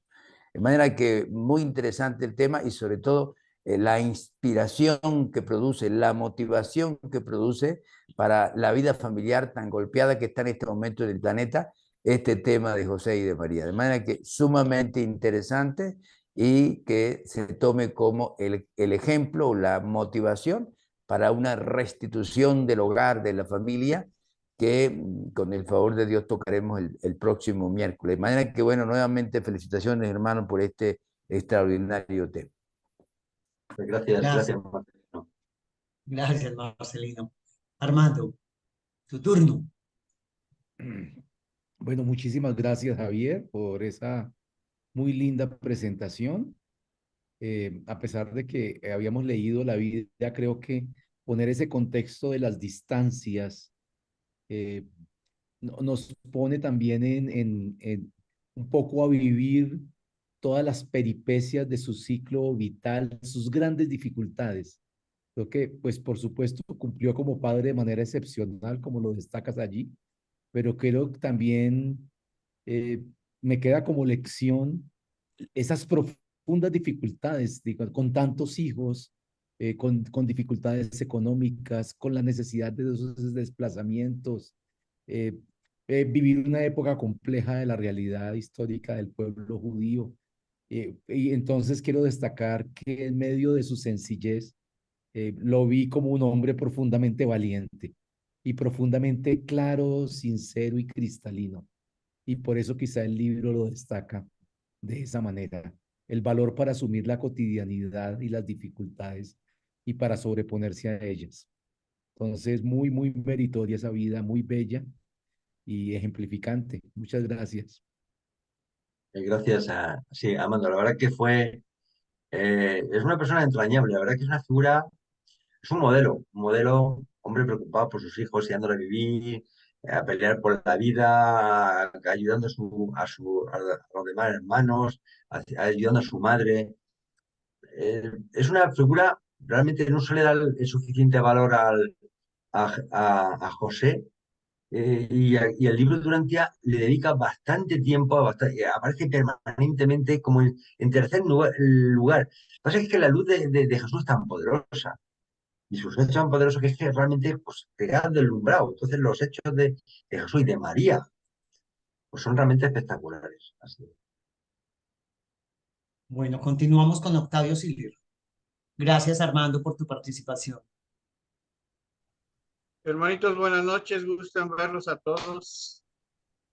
Fíjense que yo pienso que como acontecieron las cosas, tenían que ser porque Jesús nos tenía que dar el ejemplo de cómo vivir y cómo ser padres. Entonces, siento que lamentablemente, yo siento que sí está dentro del plan de Dios el haberse llevado a su papá. Se oye feo, pero no nos los iban a decir, ¿verdad?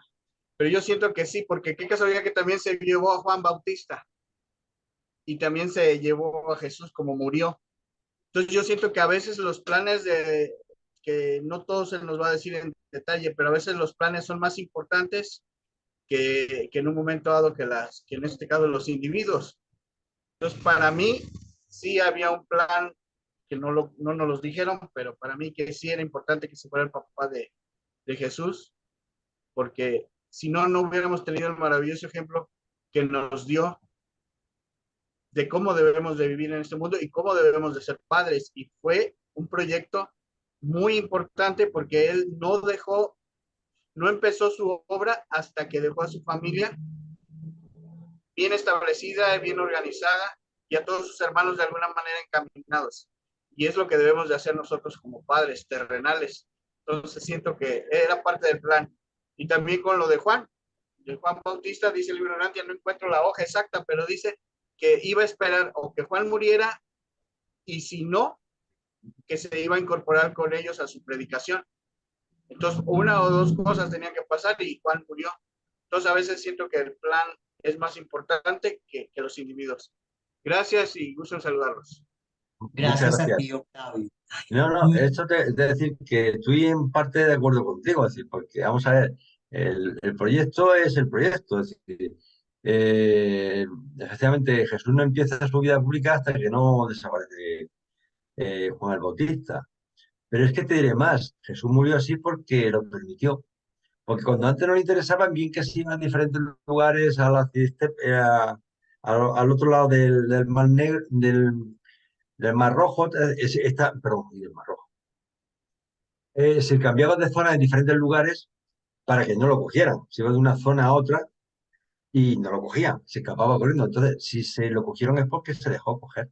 Yo creo que hubo un momento que él decidió que se iba a ir de este mundo y aceptó las consecuencias de los malvados que había en ese momento, ¿no?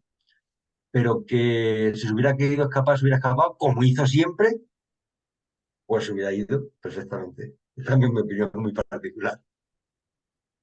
Gracias, Fíjese, Javier. perdón, fíjese que sí, hermanito, porque yo una vez, en una reunión que tuvimos en el Sábado Azul, yo dije que había sido un suicidio de Jesús pero un suicidio de amor, porque bien hubiera podido evitar su muerte.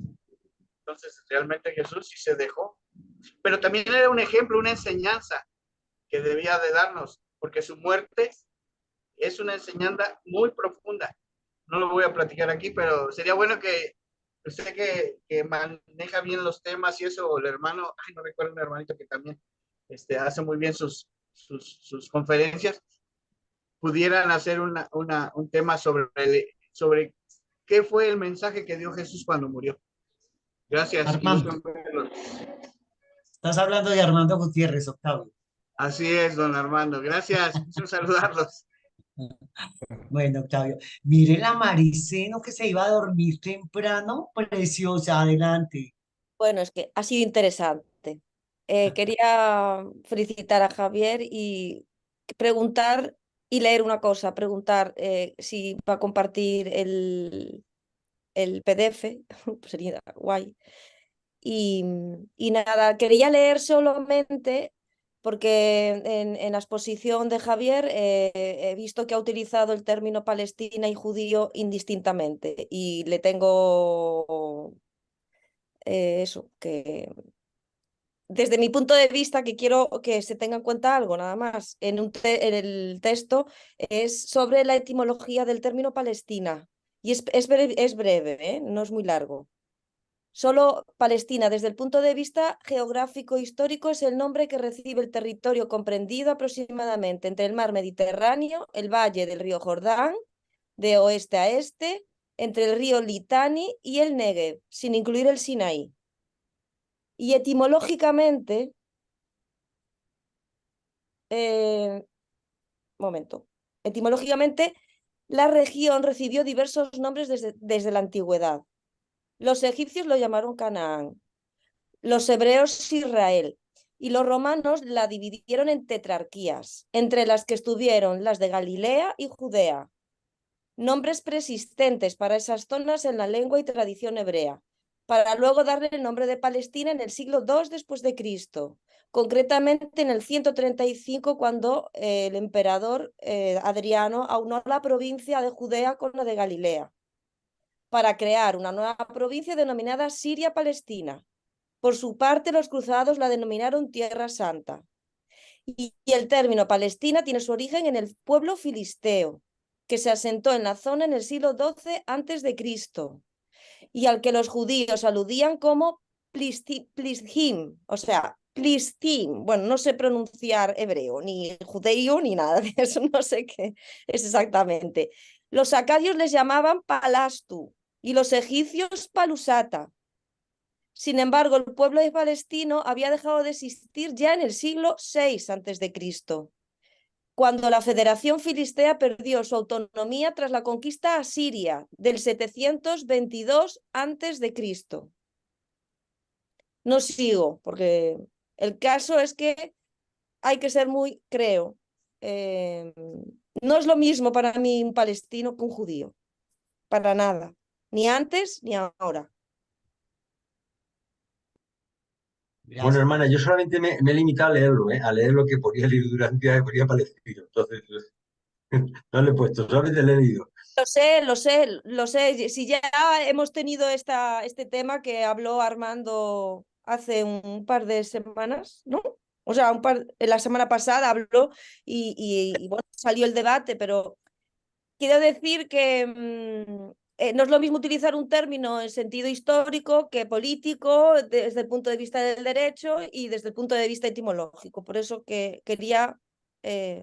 especificar nada Lo que más. pasa es que yo creo que los reveladores cuando nos expresan, cuando hablan de esto, contar que esto se publicó en 1955, en el 1932 se estaría escribiendo, entonces ellos utilizan términos, seguramente los términos en aquella época de las que nos hablan, incluso cuando hablan de la historia de la Tierra y tal, tendrían otros nombres, seguramente lo que pasa es que para que lo entendamos, entonces nos hablan de las ciudades actuales, digamos las situaciones actuales, tanto incluso en localidades, en zonas para que sepamos localizar de alguna forma, porque seguramente si nos pusieran el nombre real que tenían en aquella zona en aquellos momentos, pues no seríamos capaces de codificar de qué lugar o qué ciudad o qué personaje están hablando. Y yo creo que nos ayuda en ese aspecto, porque si no sería dificilísimo distinguir Eh, Se me ocurre Mira, pensar. es que además tú mencionas que es país y aquí en este texto que habla de etimología, habla de región, porque como durante la historia ha ido cambiando el territorio y ha sido invadido, pues entonces ya no es país, nunca ha sido país. En ese momento o en el momento en el que estaban Jesús y la familia de Jesús, es posible que en un momento fuera un país. Es como el reino de Asturias dentro de España. Nada más, que dejó de existir, ya no existe. Es eso, nada más. Gracias, Ok, gracias. gracias. Alejandro Forero. Apreciados, buenas noches. Buenas noches. Felicitaciones, don Javier. Hiciste Gracias. un hermoso recorrido de un hombre que durante la historia de la humanidad no ha sido muy estudiado. El libro de Durantia nos muestra y nos enseña muchas características desconocidas para muchas.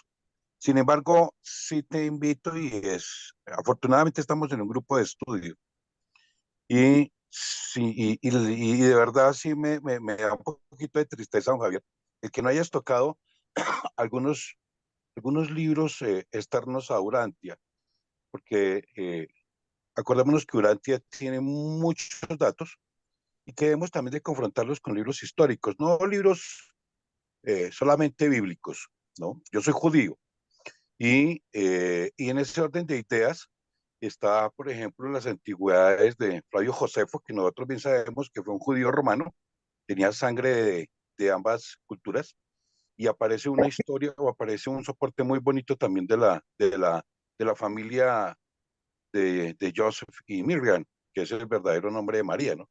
María en hebreo es Miriam, y de José y Joseph. Pero independientemente de eso, sí les invito a que le echemos de pronto en algún momento una ojeadita al protoevangelio de Santiago, donde nos habla de un José que era viudo, y no aparece en el libro de Urantia. Y aparece este hombre como con mucha más edad, porque aparece viudo con dos hijos, que después, por supuesto, toma a Miriam o a María como su esposa para custodiar su, su, su vida matrimonial. Pero hay otro libro también apócrifo muy interesante que también los invito a que lo investiguen, que se llama La historia de José el Carpintero, que fue ya escrito como por el siglo VI, que presenta una biografía y que según los historiadores fue el propio Jesús de Nazaret que instó a que en algún momento se hiciera ese libro. Y habla no solamente de que José era viudo, sino que vivió célibe durante 40 años y luego tomó a su primera esposa. Y allí aparece que el nombre de la esposa no aparece, la primera esposa no aparece su nombre, pero sí aparece el nombre de 4 hijos varones y 2 hijas. Esto significa que después de quedar viudo, porque él vive con esta mujer durante casi 40 años, y después de estos 40 años viene con 6 hijos y se enfrenta, llamémoslo así, al matrimonio con Miriam. Son daticos que voy dando para que miremos de pronto ese concepto, ¿no? Porque vuelvo y le reitero, el libro Durante es un libro extremadamente, y cuando comenzaron la clase hoy, todos decían que han leído el libro Durante 5, 4, 6 veces, y cada vez el libro Durante es extremadamente dinámico. Tú puedes leer hoy un documento con una sección y mañana lees ese mismo documento y esa misma sección y le encuentras otros secretos.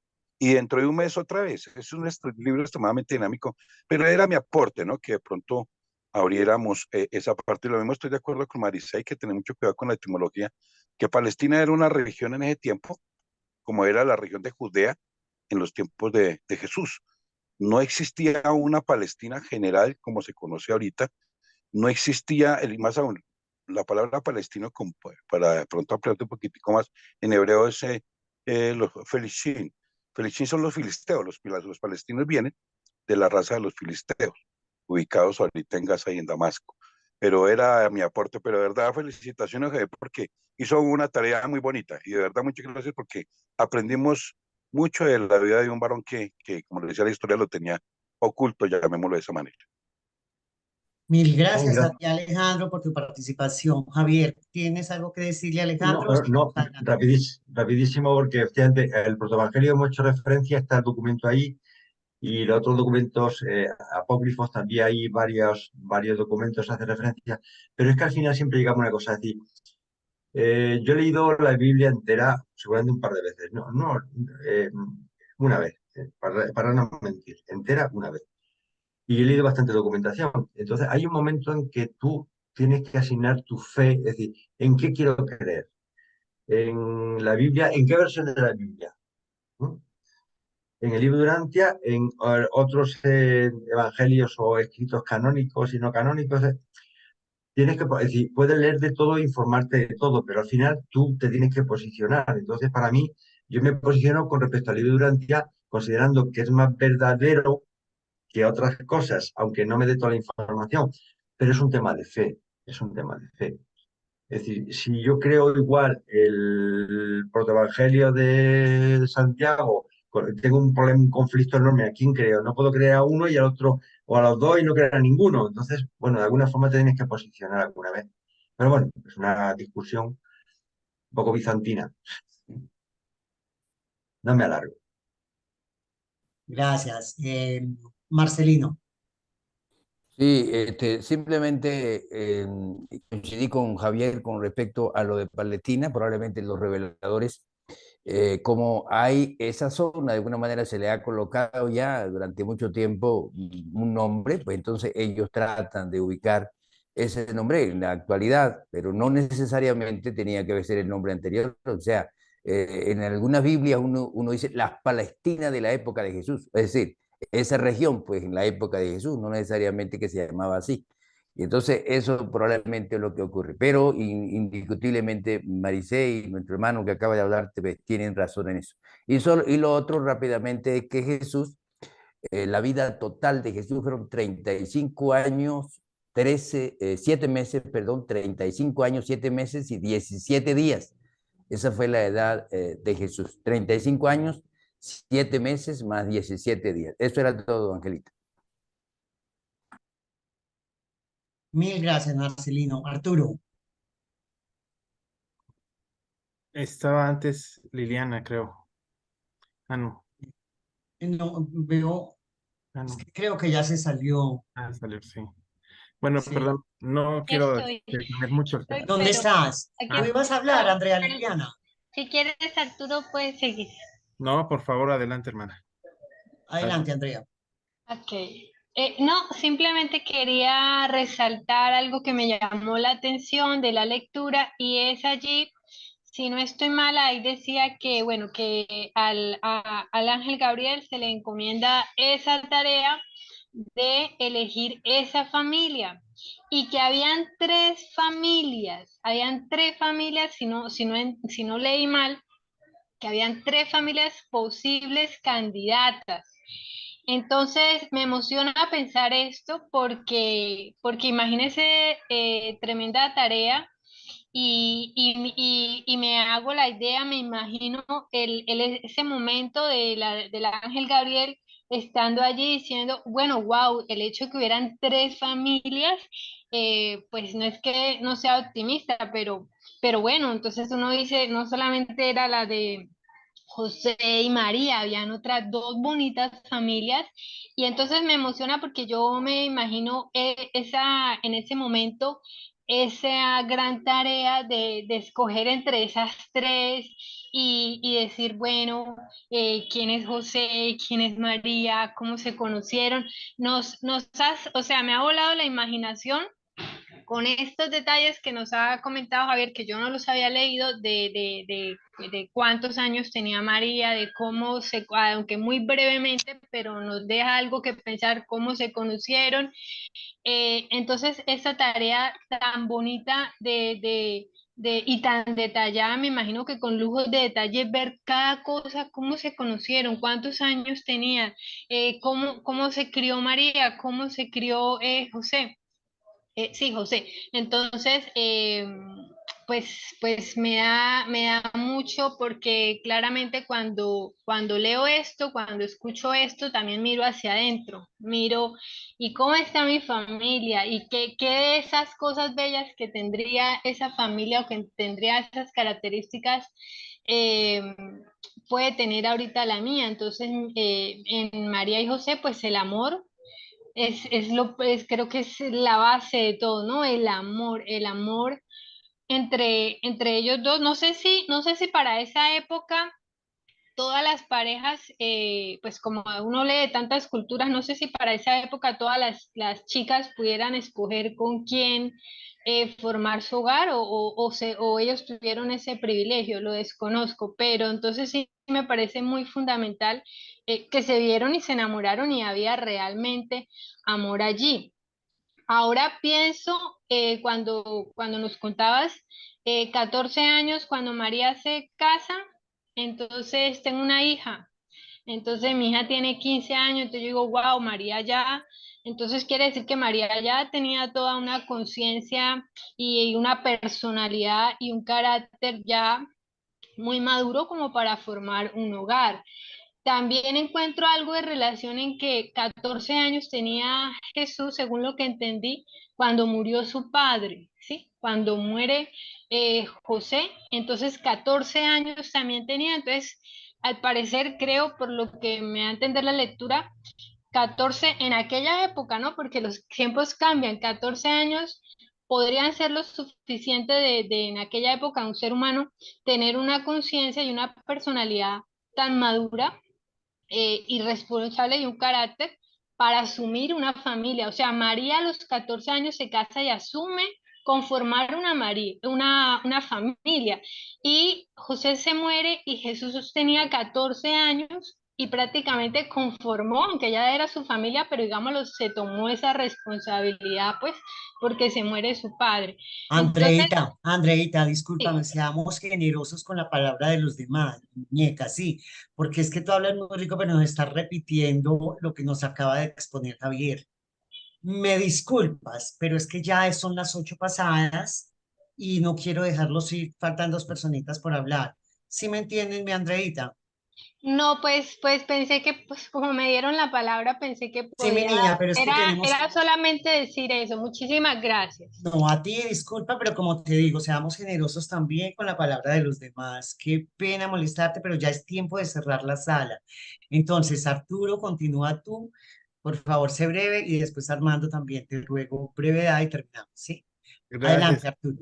Le cedo la palabra, por favor, a Armando. Mi consulta era una consulta para Alejandro, que no está relacionado realmente con el tema. Y como no hay tiempo, me guardo ahorita mi comentario. Entonces, adelante, Armando, por favor. Arturo, mil gracias por tu comprensión, pero también soy bien respetuosa de los tiempos. Armando, No, muy brevemente frente a la expresión de Alejandro, creo que la presentación de la vida de José es impecable y está absolutamente íntegra y completa porque creemos que la posición de Urantia es la más, es la que más luces nos puede dar por múltiples razones y porque además creemos en ella y que las demás referencias pueden ser de contexto, pero siempre encontramos en Urantia una visión mucho más grande de todos los registros históricos y revelaciones anteriores. Entonces nunca están al mismo nivel. Esa es una opinión respetuosa, muy personal. Muchas gracias. correcto, estoy contigo. Bueno, a todos mil y mil gracias. Les recuerdo que Marcelino Ramírez, para aquellos que tengan el WhatsApp de él, está de cumpleaños mañana, ese pelirrojo. No le voy a preguntar cuántos años, porque ya es como las mujeres, no decimos cuántos. Entonces, desde aquí, mil felicitaciones, Marcelino. Feliz, feliz vuelta al sol. Dios te proteja y te siga conservando para nosotros. Y Muchas a todos los que gracias, Angelita. participaron. Mire, Angelita, le invitamos para el próximo miércoles a una jornada muy polémica y muy interesante que la voy a hacer casi con toda la concita del libro, Sexualidad y Familia, según el libro de Durante. Ok, Muy, mil muchas gracias. gracias nuevamente. Maravilloso. Javier, Mil gracias. Por favor, me vas preparando una bien buena para el año entrante, así como Pero de abrebocas. Ah, despedirme nada más, ¿no? te despido, pero que hay que preparar algo para el año entrante. No te preocupes, tengo una para hacerle competencia a Marcelino, que está ya hecha, que se llama, es un tema de la homosexualidad. Caricias y cosas Maravilloso. duras, Muy pues buena, yo lo he para escuchado. duro. Tema candente, tema candente. Está ya hecho, no os preocupéis, está ya hecho. Javier, anhelamos Venga, tu presencia el miércoles, ojalá que nos pudiera, o por lo menos en diferido, para tu opinión. Es importante tu sí, sí, opinión, no te Javier. preocupes, procuraremos hacer el esfuerzo. El próximo miércoles, ¿no? Sí, Venga, y vamos ya a el ver. próximo miércoles cerramos la sala por este año, hasta el año entrante. Entonces, todos los que puedan asistir, les agradecería infinitamente. Venga, pues un fuerte abrazo a todos, que Dios bendiga y cuidaros. Ah, el miércoles es festivo aquí, ¿no? Con mayor razón, puedes entrar. Es día 6, sí. Ok, mi linda. Bueno, Lucy, Sí, con mucho gusto. Muchas mil gracias, gracias. Javier. Gracias a vosotros.